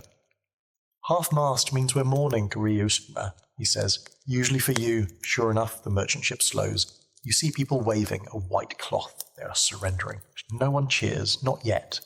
You board with the others. The crew of the merchant vessel is lined up, shaking, eyes wide. Some have weapons, but they drop them quick. There's no fight in them. They've seen the flag, they know what it means. And still, just to make a point, the captain selects one man and has him dragged forward. We fly death, he says, so we have to mean it. The man is stabbed, slow and deliberate. Not killed, not yet. Just enough to show everyone else what's waiting if they don't behave. Blood splashes the deck. A few people weep. A child clings to her mother. You don't breathe. You don't move. You don't speak. Then, and only then, does the captain, Let the looting begin. Later you ask Elias why the show, why the flag, why the need to terrify. Fear, he says, is faster than gunpowder. If they're scared enough, they don't fight. No fighting means no blood, no damage. Clean job, clean loot. He pauses. And sometimes we just like the fear. You wonder if he means we or they. You hope it's they. Here's a quirky fact you won't find in children's books. Pirate flags were often customized on the fly. Some were sewn from old sails, others painted with tar, pig's blood, or red wine. There's one story of a pirate who nailed his enemy's ears to a flag and hoisted it just to see if it'd flap right. Nobody remembers his name, but everyone remembers the flag. Some ships even carried multiple banners to swap out depending on their mood. There's some scholarly disagreement over how widely used the Jolly Roger really was. The image of the skull and crossbones is so iconic it feels universal. But some historians argue most pirate-equipped ships either use plain red or black flags, or no flag at all until the last second. The Jolly Roger, in all its stylized glory, might be more myth than fact. Doesn't really matter to you now. You saw one today, and it changed things. The merchant ship is stripped clean. Crates of cloth, tobacco, a few chests of silver. One passenger, a girl with red hair and a sword at her side, is invited to join the crew. She declines, politely. The captain smiles, says he likes her fire. She's allowed to leave, and you don't ask what would have happened if she'd said yes. You return to your ship. The flag is still up. Tattered now, the wind chewing at the corners. You stare at it as the sun goes down, thinking about what it's become. Not a banner, a confession, a dare, a mask you wear so long you forget your real face. That night, someone paints a new symbol on one of the sails, a crude skull with burning eyes. You ask who did it. No one answers. No one has to. It's just the ship announcing what it is now, and what you are too. You lie in your hammock, eyes open, the flag burned into your mind. You wonder what would have happened if the merchant crew had fought back. You wonder what kind of person you've become that you didn't stop the stabbing. You wonder if the Jolly Roger is flying inside your chest now, waving silently behind your ribs. Because here's the truth. The flag is more than fabric. It's a line. And you're on the wrong side of it now. There's a sound that always makes your stomach twist, no matter how long you've been at sea. It's not cannon fire. Not even the cushion of splintering wood. It's quieter than that. It's the creak of rope being pulled tight, the kind that loops around wrists or ankles or a man's throat. It's the prelude to punishment. You hear it now, echoing through the stillness of the afternoon, and the hairs on your neck rise like sails in a squall. Someone's broken the code, again. This time it's simple. Theft. One of the newer crew, barely more than a boy, was caught trying to sneak a silver ring into his boot. It wasn't even a valuable one, just a little band from the last raid, probably worthless. But the captain made the rules clear. Loot gets divided fairly. Anyone caught skimming? That's mutiny in miniature. And mutiny, even in its mildest form, gets met with pain. They tie him to the mast. He doesn't struggle.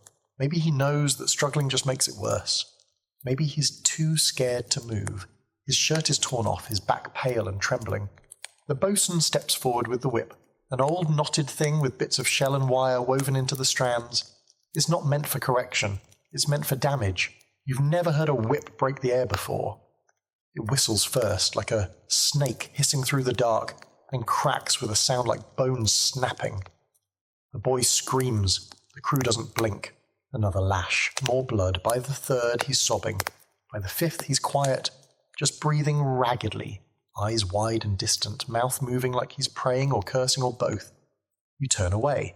Not because you're noble, because if you watch too long, someone might think you enjoyed it. And that's worse. On a pirate ship, too much sympathy is weakness. Too much interest is sadism. The safest thing is detachment. So you walk to the rail and stare out at the sea, pretending the salt wind stings your eyes. Pirates were brutal, but they weren't lawless. They had systems. Punishment wasn't chaos. It was ritual. Whippings, maroonings, beatings, even executions, all followed an unspoken code. You broke the rules, you paid, and it didn't matter if you were new or seasoned. The punishment was often public, a lesson to everyone else, not just to scare but to remind. A pirate crew couldn't afford freeloaders or liars. One loose thread and the whole ship unravelled. There's talk sometimes of a man named Holtz, no one knows if he's real, who supposedly tried to poison the captain for a bigger share. They say he was tied to the bowsprit, spread-eagled like a scarecrow, and left there through a storm lashed by rain and wind until his skin peeled like burnt parchment. When he finally died, they cut him down, not for burial, but to toss him to the sharks. Elias says that part's true. He claims he saw the sharks waiting under the hull. Some punishments are creative. The guy once drank too much grog, pissed in the water barrel, and got caught. He didn't get flogged. He got silence. No one spoke to him for 3 days. No one handed him food or water. No one acknowledged his existence. On the 4th day, he cracked, stood on the rail, and started yelling nonsense. The captain called him back down. He refused. Then he jumped. The sea took him quietly. There's a fringe tale you hear one night during a game of dice, half-whispered between curses. A ship out of Nassau once punished thieves by sewing them into sailcloth and dragging them behind the boat. Not long, just enough to scrape the skin off. They called it the ghost tow. Supposedly, if you survived, they let you stay. You had to live with your skin half gone, but you got to live. That was the reward. Some historians argue that these punishments weren't as common as legends make them sound. They claim that pirate crews relied more on social pressure, voting, and practical consequences, like docking shares or demotion. But those are historians sitting at desks, dry and safe. You've seen what happens when someone breaks the code out here. The lash is real. The bruises don't lie. Fear is a faster teacher than fairness. After the flogging, the boy is cut down. He collapses onto the deck, twitching. Someone hands him a dirty rag to bite. No one helps him up. He has to crawl below on his own.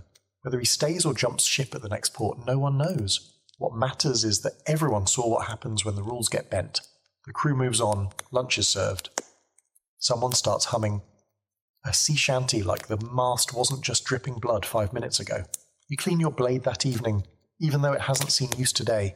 You do it because it's something to focus on. Something mechanical. One stroke, then another. Elias sits nearby, quiet as ever, running his fingers over the grip of his pistol like it's a talisman. Neither of you speaks. You've learned by now that the worst wounds aren't always from battle. Sometimes they come from inside, betrayals, whispers, quiet cruelty. There's no honour in watching someone bleed out for a ring. There is no pride in tying a man to a mast. But there's survival. And in pirate life, survival always wins. There's an eerie moment after nightfall. The ship rocks gently, moonlight slipping across the deck like spilled milk. You pass by the mast, and you swear you see the imprint of the boy's body still there, shadowed in the wood, like the ship remembers. Maybe it does. After all, she's seen more punishment than most prisons. And here's the part that keeps you up. You didn't stop it. You didn't speak up. And part of you knows, next time it could be you, maybe not for theft, but for failing in a raid, for getting caught sneaking extra water, for stepping on the wrong toes. Because out here, punishment isn't about justice, it's about control. And the whip doesn't care who's guilty, only who's next. Shore leave isn't a reward. Not really. It's more like a collective pressure release, the kind that lets everyone explode at once before they start stabbing each other on the ship. You hear the word, port, and the crew cheers like children who've been promised candy in a fist fight. The ship changes course and suddenly everyone starts preening, brushing knots from their beards, trying to bleach sweat stains from their shirts, and swapping out boots full of seawater for ones that only smell mostly like dead fish. You can't help it. You're excited too. You haven't walked on stable ground in weeks.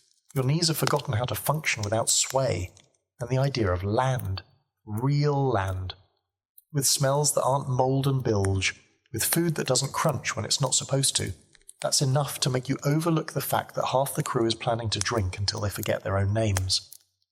The port in question is a crooked little place clinging to the edge of an unnamed island, all thatched roofs and bent palm trees, and a harbour that looks like it was dug by a drunk god.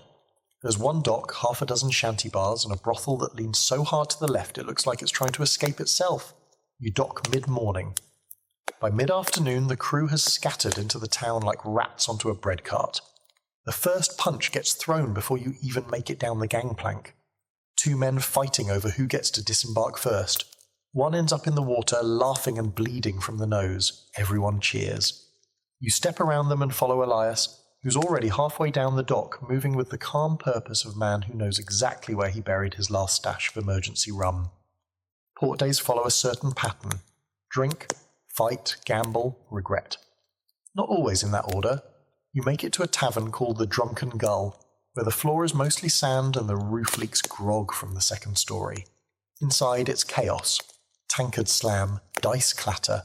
A man in the corner is playing a hurdy-gurdy with such intensity you suspect he's exorcising demons. You get handed a drink that smells like it was strained through a cannonball. You drink it anyway. By your second cup, things get hazy. By your third, you've arm-wrestled a man twice your size and won purely by sneezing mid-match and distracting him. By your fourth, you've lost your boot in a dice game. Not the pair, just the left one. You don't even remember taking it off. Historically, pirate ports were melting pots of debauchery. Nassau, Port Royal, Tortuga, names whispered with equal parts dread and delight. They were places where pirate ships could resupply, unload stolen goods, and more importantly, let their crews go wild. Tavern owners welcomed them for the gold, locals tolerated them for the chaos, and the pirates, they came for everything the sea denied them: food, flesh, and forgetfulness. You stumble outside around dusk. The air smells like fire, sweat, and sweet tobacco. Somewhere nearby, someone is being serenaded very badly.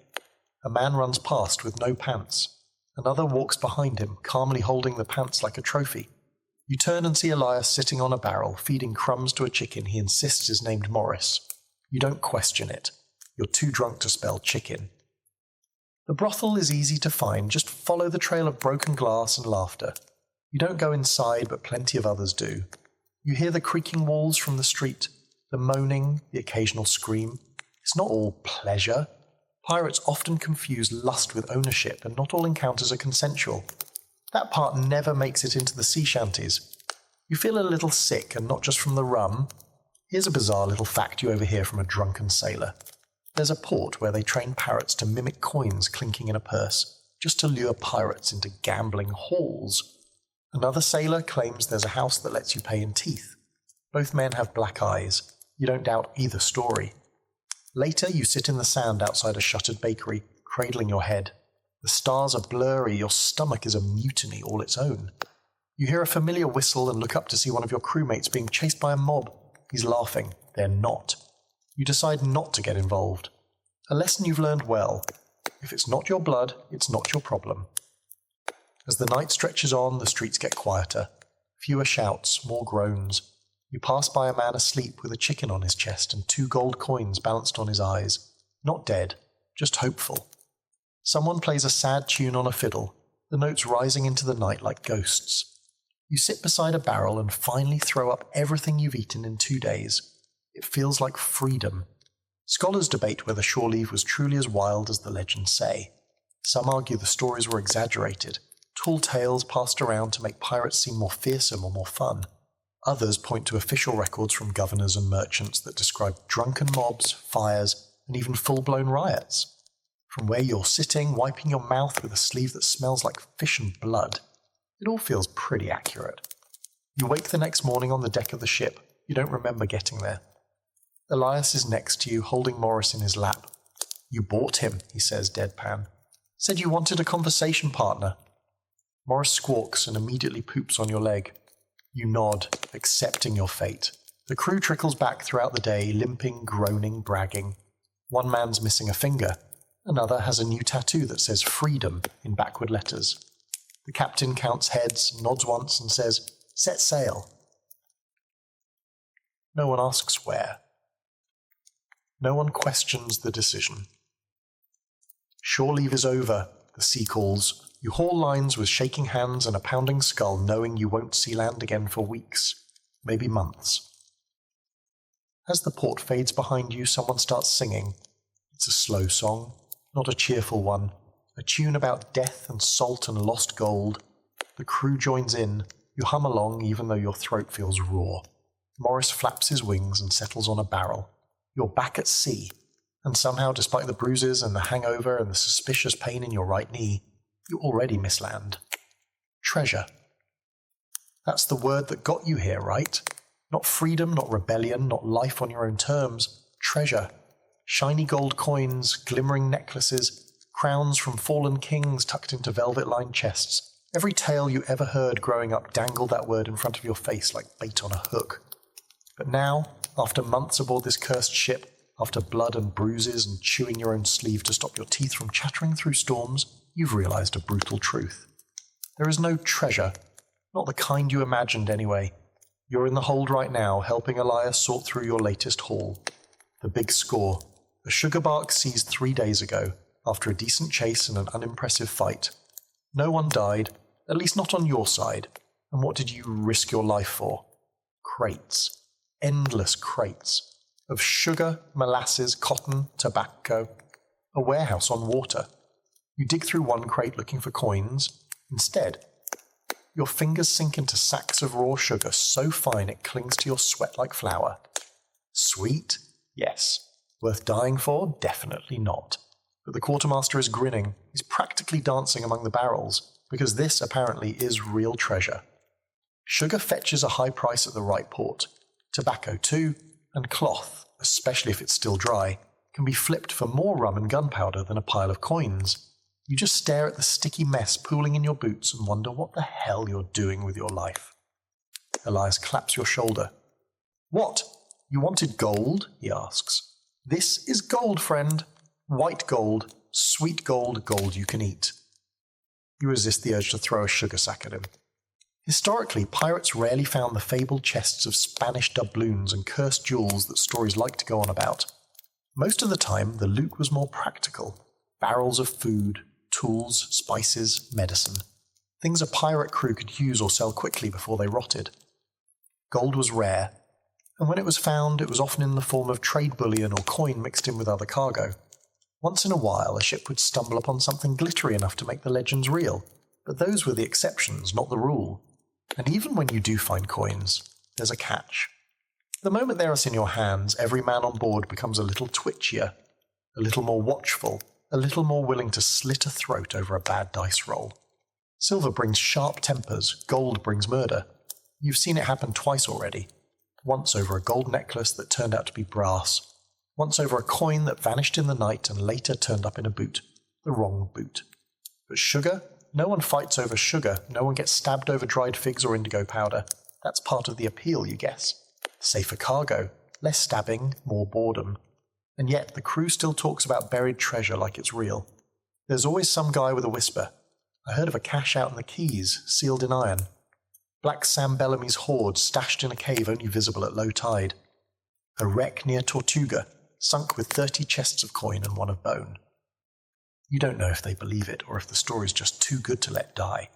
One man, Weevil, who smells like he was born in a boot, swears he found a map once, sold it for a bottle of rum and a kiss from a toothless brothel girl, claims it led to a cave full of golden idols and goblets tall as a man's thigh.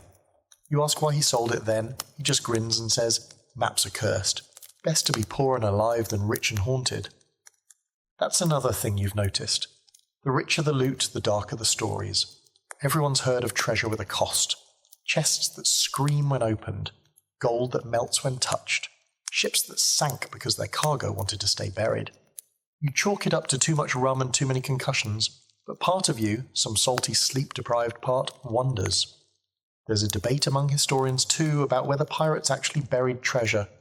The popular image of X marks the spot and skeletons guarding hoards comes mostly from books, not reality. Only a few documented cases exist, like the infamous Captain Kidd, who may or may not have buried a stash on Gardiner's Island. Most pirates spent their loot fast. Booze, women, bribes, repairs. There was no point in saving when tomorrow you might be floating in the sea with half your face gone. Still, one of the gunners carries a scrap of oilskin with shaky writing and half a drawing. He says his father gave it to him, says it leads to the treasure, the one everyone dreams about. No one believes him, but no one laughs either. You help haul the cargo up to the deck where it's stacked and catalogued. A few sacks burst, covering the boards in sweet white dust. One pirate snorts a line of it as a joke and immediately chokes. The crew laughs so hard someone falls overboard. No one jumps in to help. That night, as the sun sinks and the barrels are tied down, you sit by the rail with Elias and listen to the others sing about gold and women with ruby eyes. You think about how none of them ever seem to sing about tobacco or nutmeg. No one composes a sea shanty about dried oranges. And yet here you are, sailing from death to death for sugar. You still dream about gold sometimes, coins tumbling through your fingers, a chest so full you can't see the bottom. You wake up with your hand closed tight, gripping nothing but splinters. Here's a strange little fact. Some pirates were paid in goods instead of coin. A barrel of molasses here, a bolt of silk there. They'd trade those items in port like merchants, hawking stolen tea for a sword or an old map. That makes you laugh a little. Pirates playing shopkeeper. You guess everyone's got bills to pay. You glance at the horizon, dark and wide and endless, and think, maybe the real treasure is just surviving long enough to spend anything at all. Or maybe the real treasure is an orange that hasn't turned to mush, or a dry pair of boots. You pat your own boot, and it squelches. Definitely not the boots. It starts with a woman's voice shouting over the wind. Not a scream, not a shriek, just a barked command in a language you can't place. At first, you think it's your own captain, shouting orders from behind you. But when you turn, you see another ship, low and sleek, sails dark as storm clouds, moving like it's being pulled by something angry and hungry beneath the waves. And standing on the forecastle, arms folded, chin high, is a woman. Not some tavern lass dragged along for luck. No, she's the captain, the crew mutters. Elias whistles low. That's Anne Bonny's colours, he says, half in awe, half in fear. Or maybe Mary Reed's. Either way, we're in for it. You've heard the names before, whispers of women who fought fiercer than any man, who dressed like devils and fought like demons. You would assume those stories were mostly myth. Turns out they're standing 30 feet away, armed to the teeth and staring down your entire ship like they're picking out which part to sink first. Your captain doesn't lower the Jolly Roger. That would be weak. Instead, he calls for a parley. A rare thing, risky, but sometimes necessary when the other side looks like it knows what it's doing, and worse, enjoys it. A rowboat is lowered. You're chosen to row. Of course, because who wouldn't want to row straight into a ship captained by a legend? You keep your head low as you cross the water. Up close, their ship is different from yours. Sleeker, better maintained, less vomit-stained, for one thing. There's a strange sense of order. The ropes are clean, the deck is scrubbed. And the crew, mostly women, not all, but a lot. Some with swords longer than your leg. One with a pair of pistols slung across her chest like they are part of her ribs. You're ushered aboard and brought before the captain.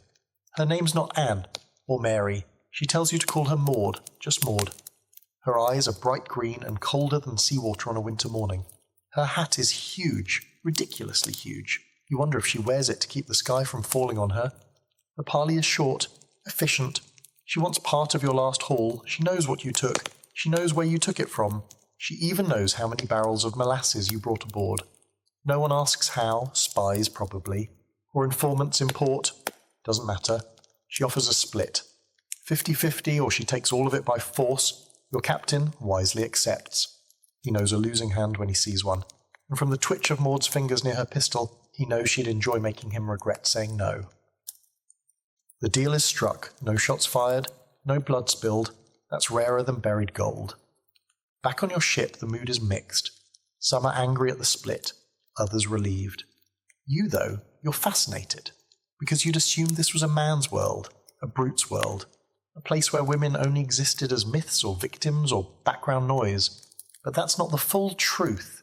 You've just met one of the exceptions, and out here exceptions make the rules.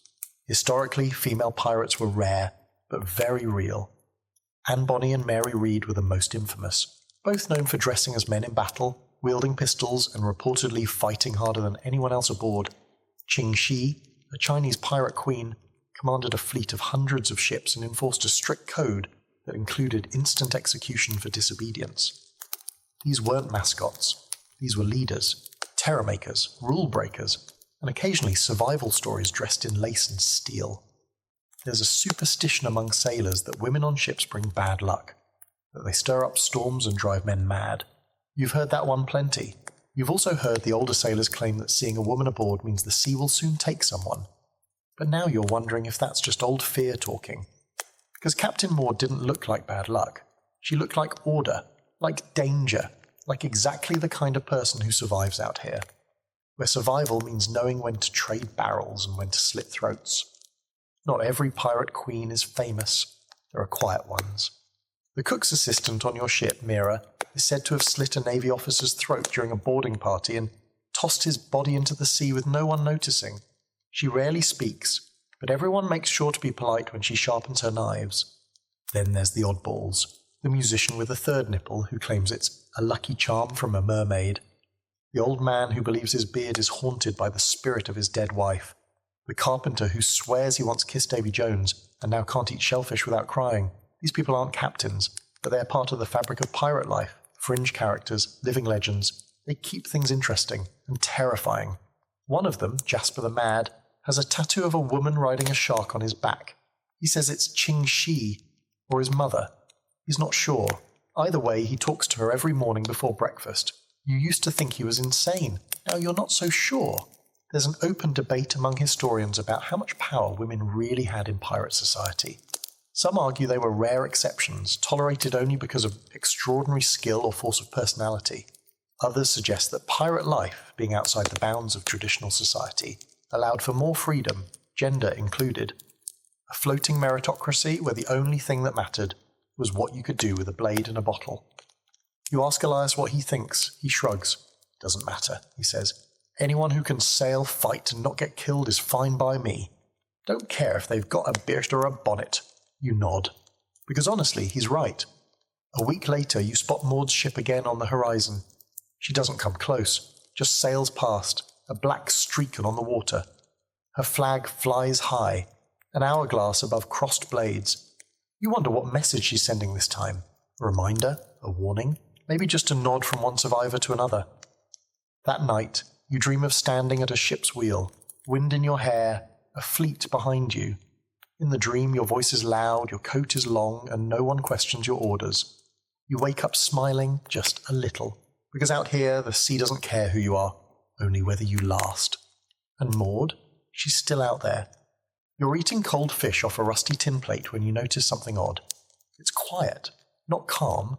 Pirate ships are never calm, but quiet in the way a room goes silent right after someone says something they shouldn't have.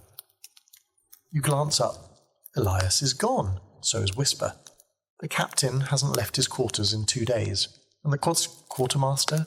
He's been pacing the deck like a priest at a hanging. The crew won't meet your eyes. Something's off. And out here, off usually means someone's about to end up bleeding or on fire, or both. You ask around carefully, neutral questions. Seen Elias? Captain all right?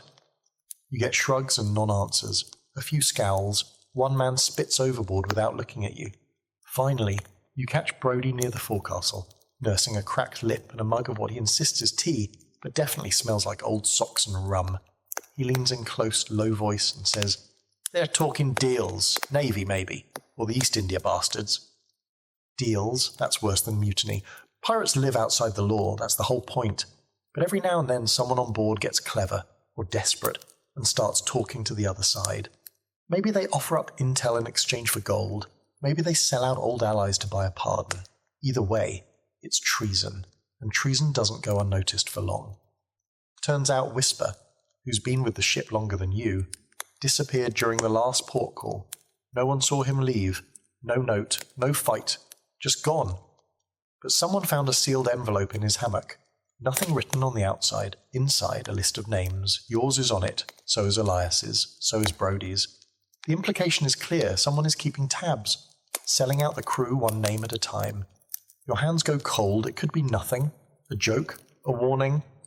Or it could mean that the next time you dock, someone's waiting with shackles and a gallows already built. The crew starts to fracture. People talk in corners now. Arguments bubble just beneath the surface. At night, hammocks are quieter, but not because people are sleeping. They're listening, watching. You keep your blade closer than ever and make a habit of sleeping with one eye half open. Elias finally returns one morning with a split lip and no explanation. You ask him where he went. He says, out. You don't press. But later, he slips you a folded scrap of paper with a single line written in charcoal. Trust no one below deck. You ask no more questions after that. The captain emerges the next day, looking older than you remember. Eyes sunken, jaw set. He orders a course change, away from the usual trade lanes. That's when you know he's scared. Whatever Whisper was doing, whatever deal was struck, it's big enough to spook the man who once laughed while being shot at. The captain says nothing about the note, nothing about the list, but the sails are tightened, the guns cleaned, and no one leaves their post. Then you notice the ship following you. It's subtle at first, as just a dot on the horizon. A merchant vessel, maybe. Then it gets closer, never gaining, never falling back, just there. You sail left, it follows. You slow down, it slows too, always out of cannon range, always watching. Some say it's a Navy spy ship, others say it's another pirate crew that knows about the list. A few whisper that it's Whisper himself, captaining a ghost ship with a hold full of your names and a crew of informants. That night someone sets fire to the water barrels. That's when things truly fall apart. Fire on a ship is nightmare fuel. Even a small flame can become a floating funeral in minutes. Luckily, it's caught early. The flames are stomped out, but the barrels? Gone. Cracked, smoking, leaking into the planks. You'll survive maybe 3 days without fresh water. The captain demands names. No one answers, so he chooses one. A man named France, too slow to deny it. Too drunk to fake innocence. He's tied to the mast. Accused of sabotage. He cries. Begs. Says he knows nothing. It doesn't matter. He's not punished. He's executed. You watch the crew swing from paranoia to relief to guilt in under a minute. Here's a fringe fact for you. Some pirate crews employed informants on purpose. Ships needed eyes and ears, especially on long hauls when tempers flared. The informant wasn't always punished. They were often protected, if they served the right master. Loyalty wasn't about morals, it was about survival. There's scholarly debate about whether pirates truly had organized spy networks among themselves, or whether betrayal was just part of the job description. Some records suggest pirates worked with local officials to tip off approaching Navy patrols. Others paint pirates as chaotic, isolated bands with no interest in long games. Your ship feels like both at once, wild and calculated, loyal and suspicious, a floating contradiction. You begin to suspect everyone, even Elias, even Brody. You trust no one with your food, your weapons, your secrets. You carve a little mark into the wall beside your hammock each morning, a tally of how many days you've stayed off the list. So far you're up to 4, then someone scratches a mark through your third tally. Just one clean line. The next morning a new sailor is missing, no splash was heard, no note was left. His hammock hangs empty, swinging gently, as if someone climbed out and never came back. The sea looks calm, but you know better. The ship behind you is gone now, vanished sometime during the night. Maybe they turned back, maybe they were never real to begin with. But the damage is done, no one trusts anyone. And in a place like this, that's a kind of slow poison you can't bleed out. You sit on the deck, sleepless, sword in your lap, watching the waves for signs of movement. Elias joins you but doesn't speak. The silence between you is the only language that makes sense now. Behind you, someone coughs in the dark, someone else mutters about seeing a light on the water. You grip your blade tighter. You don't know who sold out the crew, you don't know who'll be next. But one thing is certain, this ship is sinking from the inside. The first cannonball comes without warning. No flag, no distant shout, no glimpse of sails. Just a thunderclap of sound, a column of water erupting 10 feet off the port bow, and then a voice, your voice screaming, "Naval ship!" Before your brain even catches up, the deck erupts into chaos. Men scramble, orders are barked, ropes are hauled and tied without thinking. You've drilled for this, you've feared this. But drills aren't battle, and nothing about this feels like practice. You see it now, slicing through the morning fog like a blade. A white-sailed warship, the flag of a king snapping above its deck. It's bigger than you, taller, heavier. You can practically hear the polished brass and starch in its sails, and it's coming for you like it knows your name. This is the worst-case scenario. Not just because they outgun you, but because they hate you. The Navy doesn't see pirates as criminals. They see you as a disease, something to be eradicated. You've burned their ships, stolen their goods, humiliated their officers. This isn't about justice, it's about revenge. The captain bellows for speed. You and Elias scramble to the rigging, hands roar as you haul sail. The ship groans as it leans into the wind, like even the planks know what's coming. Another cannon fires, this one closer. The splash coats you in sea spray. You don't look back. Looking back wastes time. Looking back gets you dead. But no matter how fast you move, the Navy is faster.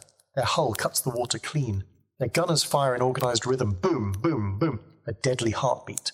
One shot grazes the stern, sending wood shrapnel flying. You hit the deck hard, arms over your head. When you rise, the world is louder and smaller and spinning. The next order comes, ready the guns. You've got fewer cannons, half your powder is damp, and one of the gunners has been blind in one eye since a drunken mishap involving grog and a torch. You're not hopeful, but you move anyway. That's what battle does. makes you move even when hope's already abandoned ship. The first pirate shot misses, the second hits. A lucky strike, one of the enemy's sails tears, flapping like a wounded bird. The crew cheers, but it's short-lived. The Navy fires back with a full broadside. You feel the impact in your teeth. The ship rocks like it's trying to throw you off. A chunk of railing explodes. Someone screams. You see Elias go down. You crawl to him, heart in your throat. But it's just a graze. His arm is bleeding, but he's breathing. You drag him behind a barrel as another volley shrieks overhead. Historically, Navy ships had advantages pirates couldn't match. Better weapons, more men, sturdier hulls. Pirates relied on speed, surprise, and fear. But when those things failed, it was like fighting a lion with a stick. Especially in later years, as piracy became more of a hunted practice and less of a tolerated nuisance, governments poured resources into chasing and exterminating crews like yours. And some naval officers made it personal. There's no romance here, no clever tricks, just brute force. The two ships circle each other like animals, teeth bared, blood in the water. Your captain tries to outmaneuver them using every trick he knows, sudden turns, faked retreats, surprise broadsides. But they are not fooled. They've seen it all before. They answer every trick with a wall of iron and fire. And then they close the gap. Grappling hooks fly. The worst kind of fight begins, the boarding. The enemy swarms your deck, uniforms stained with smoke, sabers raised. It's chaos, screams, steel, blood. You see men fall, some from wounds, others overboard. You find yourself locked in combat with a man twice your size and only win because he trips on a loose plank and you stab him through the gut as he falls. You don't feel heroic. You feel sick. Elias is fighting near the foremast, his face twisted, his shirt soaked in blood. Not all his, maybe not even mostly his. He's still on his feet. So are you. That's what counts. You don't know how long the fight lasts. 10 minutes? An hour? Time breaks apart in battle. What you do know is the tide turns, just barely. The Navy captain is wounded. His men falter. Your quartermaster roars like a beast and leads a countercharge that pushes them back across the gangplank. One pirate drops a torch on their deck before they retreat. Fire leaps up fast. Someone screams to cut the ropes. And just like that, it's over. The Navy ship limps away, burning slowly, smoke curling like ink across the sea. Your ship is battered, torn, bleeding from the seams. You've lost 4 men, 2 more are dying. The deck looks like a butcher's table. You sit down hard back against the mast. Blood on your face, your fingers twitching like they've forgotten they're attached. Elias drops beside you. His arm is bound with a strip of someone's shirt. He doesn't speak. Neither do you. And here's the eerie part. After the Navy flees, the sea goes completely quiet. No wind, no gulls, just the crackle of burned wood and the groans of the wounded.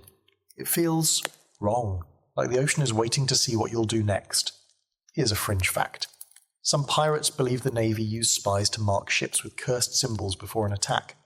Tiny knots of red thread tied into the rigging, ashes smeared across the mast. You think that's nonsense, until you see a red stain near the helm that wasn't there yesterday. There's scholarly debate about just how effective pirate resistance was against Navy forces.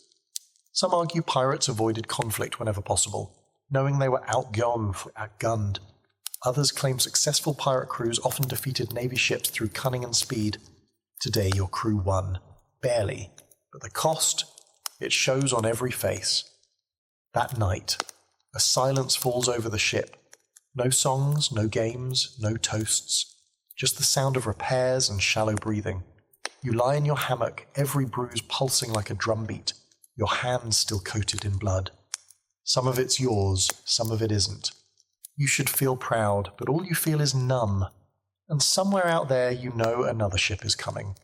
Bigger, better, meaner. Because the Navy never forgets. They catch you while you're sleeping, not during battle, not during a storm or raid, just a quiet, still night when the sails are full and the sea is flat as polished glass. You'd almost started to believe the worst was behind you. You were wrong. It starts with a whistle. Not a shout, not a bang, just a whistle, low and slow. Then the sound of boots on the deck, too many to count. By the time you're fully awake, your wrists are bound and there's a sword tip hovering near your throat. The man holding it has that clean, stiff look only Navy officers seem to pull off, like someone ironed him into his uniform. Behind him, more soldiers swarm the ship, weapons drawn, expressions stone cold, no fight, no warning, just capture. You're dragged up onto the deck where the rest of the crew's already assembled, lined up, tied and silent. Elias is there, kneeling with blood on his temple. The captain stands in the middle, arms behind his back, jaw clenched, eyes locked on the officer like he's memorizing every wrinkle in the man's smug, pale face. A trap. Of course it was. Whisper. The list. The ship that trailed you for days. This wasn't a random patrol, it was a plan. You feel stupid for not seeing it sooner, angry at yourself and terrified. They make you kneel. The officer reads a proclamation in a bored nasal voice, something about piracy, treason, theft of crown property, disturbing the peace of civilized waters. You catch the words to be tried and hanged in accordance with His Majesty's law. The crew listens in stunned silence. One man starts sobbing, another laughs long and hollow. You just stare at the deck and try not to throw up. Pirates didn't always die in battle. Capture was common. Navy ships could outrun you, outgun you, and sometimes outsmart you. When they took you alive, it wasn't for mercy. It was for the theatre. Public trials, public hangings, a reminder to everyone watching that the crown had teeth and they knew how to use them. You're loaded into a navy brig the size of a merchant's outhouse and twice as filthy. They cram you in with 10 other men, shoulder to shoulder, ankles chained, air thick with sweat and piss. It's dark. No windows, no airflow, just the occasional creak of the hull and the stink of fear. The next few days pass like molasses. Time slows, then stops, then starts crawling backward. You sleep in bursts, hunched over your knees. You eat hard tack that tastes like sawdust and iron. You drink water from a wooden cup with someone else's teeth marks on it. You try to speak to Elias, but they've separated you. Everyone looks the same in the dark, tired, bruised, haunted. There's a rumour spreading the Navy's taking you to Port Royal, the big one, gallows tall enough to be seen from the sea. They like to hang pirates in batches there. Makes for better crowds. You hear someone say they once hanged 6 men in a row and left the bodies up for days. Someone else says they dipped them in tar first. Keeps the birds away. You ask the man beside you how long the trip will take. He just mutters, "Too long for the lucky ones, not long enough for the rest." You try to remember every step that led here. Press-ganged onto a ship, flogged for nothing, starved, betrayed. And somewhere in there, you became something worse. A pirate, a thing to be caught, tried, displayed like a butcher's prize. You think of the townsfolk who will come to watch. Parents holding up their kids to get a better view of your neck snapping like dry wood. You think of Elias, of Brody, of the boy who was flogged for stealing a ring. You wonder how many of them will make it to the trial. You wonder if you even want to. Here's a strange little fact. Some pirates, when captured, confessed to crimes they hadn't committed, just to sound more impressive. They wanted to go down in history, be remembered as legends instead of losers. Others begged, pleaded, wept for mercy, swore they were just passengers, forced aboard. Some even were passengers. Didn't matter. If you were caught on a pirate ship, you were guilty by proximity. One night a guard stops at your cell and mutters, "You've got a visitor." You're hauled to a tiny room where a man in powdered wig and ink-stained fingers waits with a stack of papers. He's a scribe, wants your statement, your confession. He's offering a deal, sort of, cooperate, name names, and maybe, just maybe, you get a stay of execution, maybe even a pardon. You stare at him for a long moment, then you smile and ask, "Got any oranges?" He does not find that funny. There's scholarly debate about how many pirates actually went to trial and how many were just executed on the spot. Some sources say trials were mostly for show, foregone conclusions with scripted outcomes. Others suggest some pirates were granted clemency if they turned informer or agreed to hunt other pirates. You don't know which version is true, you're not sure it matters anymore. The ship rocks hard one night, bad weather maybe. A few guards stumble, one drops a ring of keys near your cell, and for one impossible second the world holds its breath. But no one moves, not you, not the others. You're all too tired, too broken. Even freedom doesn't look like salvation anymore. Just a longer delay. You spend the rest of the night staring at the ceiling, which is just black wood and dripping condensation. Every creak sounds like a noose tightening. Every splash sounds like a final breath. The next morning you see land, and beyond it, the gallows. The docks of Port Royal smell like brine and rot and something faintly metallic, maybe blood. maybe just the iron chains locked around your wrists. You're marched off the ship with the rest of the captured crew, single file, boots dragging, manacles clinking in rhythm like some perverse sea shanty. The townspeople are already lining the streets. Some spit, some stare. A few actually cheer. You can't tell which is worse. Port Royal was once the most wicked place in the New World, a pirate haven, a paradise of sin and rum and poorly made decisions. But now, it's the Crown's gleaming example of order. Cleaned up, smoothed out, purged of its pirate soul and replaced with gallows lawmen and preachers who speak with the same authority as cannon fire. You feel it immediately. That smug, suffocating sense of righteousness. The kind that doesn't just want you dead, it wants you erased. You're told your trial is scheduled for the next morning, quick and efficient. They don't want pirates rotting in their cells. They want them swinging in the sun. You've heard the phrase before, the king's justice waits for no man, especially not one who's already been judged by the colour of his sails. That night, you and Elias sit against the wall, silent at first. Then he says, "You think they'll let us say anything before?" You shrug, probably, a few words, some dramatic gesture, something to remind the crowd that you're not just meat. Elias nods like that's enough. Then he laughs, low and bitter. "I always thought I'd die at sea, not on a stage." You don't know what to say. Neither of you sleeps. The trial is more of a performance than anything else. The courtroom's packed. Journalists, locals, officers in spotless uniforms. They call your names one by one, and each of you gets the same treatment. Charges read aloud like scripture, a quick nod from the magistrate, and then a moment to plead. You say not guilty just to say it. So do most of the others. One man screams that he was never a pirate, that he was kidnapped and forced to scrub decks. No one believes him. The judge doesn't even blink. The prosecution reads a list of your crimes, some true, some exaggerated, some you're pretty sure someone else did entirely. There's no jury, just the gavel, the judge, and the sentence already waiting behind his teeth. You glance at the crowd and see no sympathy, just curiosity, hunger. They want a spectacle. They came for blood in daylight. Historically, pirate trials were public events, part deterrent, part entertainment.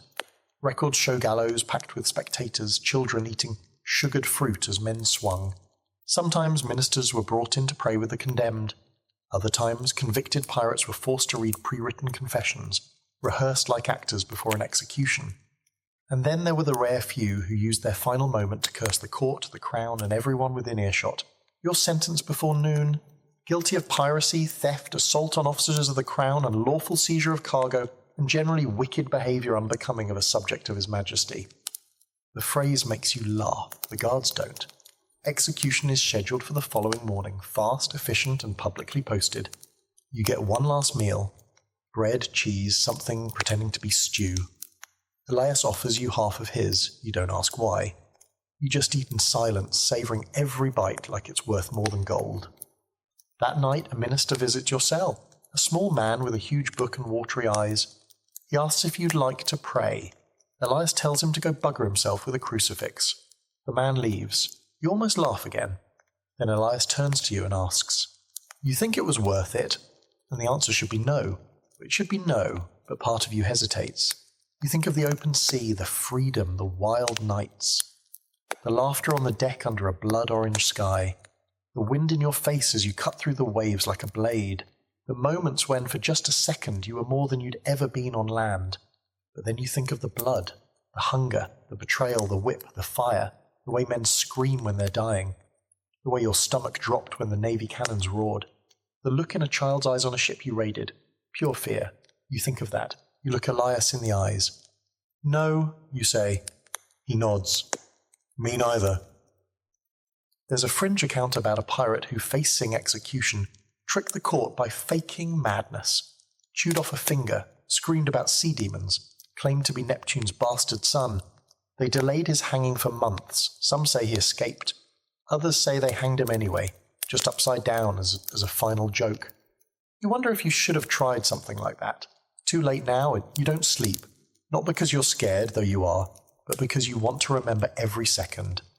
You watch the moon drift through the bars. You listen to the wind. You count every breath like it matters. In the morning they come with chains. They march you to the gallows in a line. People cheer. some boo. One woman throws a flower. You step onto the platform and the rope is heavy around your neck. Scratchy. Smells like damp rope and smoke. They ask if you want to speak. You look out at the crowd, you see children, sailors, officers, a man picking his teeth with a knife. You take a breath and say, I was a fool, but I was free more than any of you here. Then you spit. The executioner doesn't wait. The trapdoor opens, you don't die, or maybe you do for a second. It's hard to say. One moment, there's rope around your throat, the crowd holding its collective breath, and the executioner's hand twitching toward the lever like a man just dying to do his job. The next, chaos. The kind that doesn't start with a shout or a gunshot, but with a scream from the gallows crowd that turns into a wave of voices, all shouting at once. Then comes the blast. Boom! Louder than any cannon you've ever heard. The gallows rocks. Dust fills the air. Something falls. Someone's yelling, fire! And another voice is screaming, ambush! Your eyes sting from the smoke. The rope loosens but doesn't fall. You're coughing, dizzy, still dangling, but your boots find a broken board. Just enough leverage to stay conscious. Then hands, familiar ones, grab your legs, cut the rope, drag you backward through the confusion. It's Elias. Blood running down one side of his face, shirt torn, eyes wild. Come on, he yells, like you've just been asked to take a casual stroll and not flee your own execution. Around you, chaos blooms like rotten roses. The crowd is scattered, some running, some looting the corpses already down. A portion of the gallows has collapsed, probably the result of that first blast. Where there was once a stage, there's now shattered timber and twisted rope. You see a body still swinging from a half-broken beam. Not moving, not lucky. You don't know how it happened. You don't stop to ask. Elias is pulling you through smoke and panic, and the guards are trying to regroup, but they can't see 5 feet ahead through the choking grey. Somewhere a pistol cracks. A musket answers, then a second explosion, smaller this time, but closer. Pirates. They came back. Or some of them, at least. Later, someone will claim it was Maud and her crew slipping into port under the cover of night. Another will swear it was a local smuggler ring bribed to raise hell as a distraction. One drunk, ranting wildly in a tavern 2 weeks later, will say the devil himself came up through the ground and tore the gallows down. You'll never know for sure. What matters is that you're running, bleeding, barely breathing, and somehow lying free. Elias drags you down alleyways you barely remember seeing on the way into town. You leap over barrels, duck through fences, push through stunned bystanders who drop baskets and curses in equal measure. A horse rears and bolts. A woman screams that the pirates are killing everyone. You try to shout back that you're not, at least not today, but your voice is gone, strangled by rope and smoke. Eventually you reach a low building near the edge of the docks. Someone inside whistles, a bird call, low and sharp, and the door opens. You tumble inside and collapse. You think you might pass out. Elias slaps your face lightly. No dying, he mutters. Not yet. Inside, there are others. Fugitives like you, some in navy gear, stolen and bloodied. One girl with a bandolier of pistols. A boy with a sack of bread who looks 12 and terrified. You recognize 1 or 2 from your crew. Others are new, but the look is the same across every face. We survived, somehow, for now. They have a skiff, small, leaky, but it floats. The plan is simple. They'll wait until nightfall, slip out through the southern inlet, pray no one's watching. If you're caught, it's the noose again, if you're lucky. More likely a musket to the gut and a slow bleed in the mud, and so you wait. And every minute feels like a year. Someone hands you water. You drink. It tastes like dirt and metal, but it's wet. Someone else gives you bread. You can't chew. Your throat's still raw. You just swallow and try not to gag. You finally ask Elias what happened. He shrugs. Saw an opening, took it. Had help. That's all he says. Historically, escapes like this were rare, but not impossible. Port towns were messy places, guards corrupt, locals indifferent. If someone wanted to spring a pirate from the gallows, they had to move fast and dirty with more luck than skill. There are reports of bribed hangmen slipping knots loose, gunpowder stashes planted under scaffolds, even paid actors starting fights to cover a getaway. No 2 stories are ever quite the same, which only adds to the legend. Here's a weird little fringe fact. One pirate, John Halfjaw Hawkins, allegedly escaped hanging by biting through the rope with his teeth, took 3 tries, broke 2 molars, and still had to fight his way out of the square. He died later that week in a bar brawl over a spoon. You think about that and wince. At least your teeth are intact. By nightfall, your group is down to 6. 3 didn't make it. Guards, maybe. Or the crowd, doesn't matter now. The docks are still patrolled, but not as tightly. Everyone's cleaning up the mess. Counting bodies, looking for answers. You stick to the shadows, knees buckling with every step. The rope burns on your neck, itch like fire. Elias helps you into the skiff and you push off. The water is silent. Too silent. The kind of silent that screams in your ears. You row with shaking arms, muscles screaming, praying to a god you never believed in. Behind you, Port Royal smoulders quietly under moonlight. Gallows hanging empty. For now. You make it past the rocks, past the bay, and then, just like that, you're at sea again. Free. But not safe, not yet. The ocean doesn't welcome you back. It tolerates you, maybe. A sullen host allowing an unwanted guest to sleep on its floorboards just until sunrise.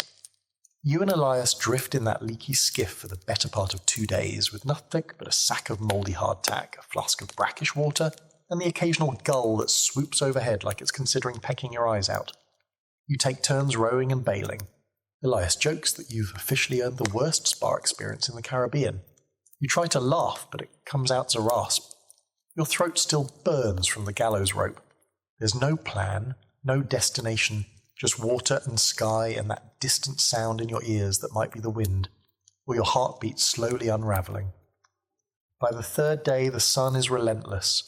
It drills into your scalp like it's trying to find your thoughts. The salt crusts on your skin. Your lips split. You start seeing things. A sail on the horizon. A ship's bell. Elias telling a joke that turns into a hymn. You sleep in minutes, half aware, one eye open, hand still clutching a knife out of habit. Not fear. You're past fear now. What's left is reflex. On the 4th day, a ship appears. Real this time, low in the water. Fast, no colours flying. Your heart lifts, then sinks. Could be pirates. Could be slavers. Could be the same damn Navy patrols you just escaped. You don't wave, don't shout, just sit there, holding your breath while Elias squints into the sun and mutters, "Better to die on deck than in this bathtub." They see you. Of course they do. The ship swings toward you like a predator who's just spotted dinner with legs. You hear shouting, ropes, orders. A grappling hook clinks into the side of the skiff and drags you in. Men haul you aboard, rough hands, sharp eyes, one pokes you in the ribs. You flinch, he laughs. Then a voice you recognize says, "Drop that one. He's with me." Maud, of course it's her. She appears at the rail like a ghost conjured by sheer exhaustion. Coat dark, boots polished, hat even more ridiculous than you remember. Her expression doesn't change. Not warmth, not surprise, just calculation. "What happened to the gallows?" she asks. You swallow. "Didn't take." She smirks. "Lucky you." They feed you, bathe you, let you collapse in a realby, a hammock technically, but it feels like heaven. For a while, all you do is sleep and wake and sleep again. Elias tells the story of your escape over and over, each time with more flair. You don't correct him, you're too tired to be humble. Eventually, Maud invites you to her quarters. It's not fancy, just neat. Charts, knives, a bottle of something aged and amber. She pours 2 fingers into a tin cup and slides it to you without a word. You drink it without asking what it is. It burns the pain out of your throat for the first time in days. "You two," she says, gesturing to you and Elias, "have a choice." You raise an eyebrow. Elias just groans. "I can drop you at Tortuga," she says, "or I can keep you aboard. We've room. You've got 7 gills, and I prefer crew who've stared at a noose and come back swinging." It's tempting. A ship, a job, a second life. Not much to think about, really. But part of you wonders, what's the point? You've been a pirate. You've starved and fought, bled, killed, wept. You've seen men gutted for lies and hanged for truths. You've buried friends, betrayed strangers. You've lived a life most people fear in stories, and you barely lived through it. Do you go back? Do you start over? Or do you stop? That night you sit on the deck alone, the sea stretched out like a road you can't decide to walk down again. The moon is full, the air cool. Behind you, Maud's crew sings quietly, not drunk, not wild, just there, steady, alive. Elias sits beside you. He smells like salt and rum and whatever bruised herbs they use as soap on this boat. "So," he says, "what do we do now?" You shrug. The same thing we've always done. He laughs. Which is what exactly? And you say, keep not dying. That gets a real laugh. A tired one, but real. Historically, some pirates did get second chances, pardons, new ships, new names. Some returned to sea, some retired quietly. Others couldn't stay away and died trying to relive their old glories. The cycle never really ended. It just moved forward. There's a fringe story about a pirate who faked his death at Port Royal, married a widow in Barbados, and spent the rest of his life baking bread. Another tale tells of a woman captain who sailed under a new name for 20 more years before vanishing with her entire crew into a fog. Legends, half-truths, you wonder which version you're stepping into now. Maud lets you stay. No ceremony, no welcome speech. Just a new hammock, a fresh blade, and a nod. That's how it works. You're part of the ship now again, but you're not the same. And the sea, as always, is watching. You start calling it the quiet life, but only in your head, and only with the sort of bitter sarcasm that comes from surviving things that should have killed you twice over. Life aboard Maud's ship isn't easy, but it's a long way from the chaos of your last crew. There's no whip crack echoing off the mast, no gambling brawls that end in blood, no stench of rot beneath the deck. Maud runs a tight ship built on rules and respect, and you almost don't know what to do with that. Almost. Your new job is maintenance, ropes, sails, wood patches, things you can do quietly away from most people. Elias is still there, of course, now the ship's unofficial quartermaster, though he insists his real job is supervising rum allocation and moral support. The crew likes him. They're wary of you at first. You're the ghost who escaped the noose. You're the one who saw the inside of a Navy gallows and walked away. That makes people nervous. Superstitious. Curious. Eventually the stares fade, replaced by something else. Nods. Jokes. Half-shared meals. It's not trust, not yet, but it's close. Weeks pass, then months. You raid a few ships, nothing big. Maud prefers targets with minimal resistance, small merchant sloops, privateers who get too bold. Her goal isn't gold, it's survival. Food, powder, medicine. She avoids Navy patrols, cuts deals in hidden coves, trades with locals who don't care what flag you fly as long as you pay. It's less adventure and more logistics. Still, it keeps you afloat. And alive. One night you dock in a tiny port on an unmarked island, just huts, a dock, and a man who sells rum by the barrel. It's your first chance in months to stand on land. Your legs feel like jelly. You nearly fall on your face and Elias laughs so hard he drops his pipe in the sand. You wander into the village and buy a sweet orange with a copper coin. You eat it slowly, sitting on a crate, juice dripping down your chin. It's the best thing you've ever tasted. Historically, most pirates didn't die in battle. They died from disease, starvation, infection. Even successful crews often met their end from a scratch that went septic or a rat bite that turned feverish. You think of all the ways you could have died. Famine, hanging, drowning, fire, gunshot, betrayal. You wonder how many more are waiting. Maud calls a meeting on deck that night. A vote.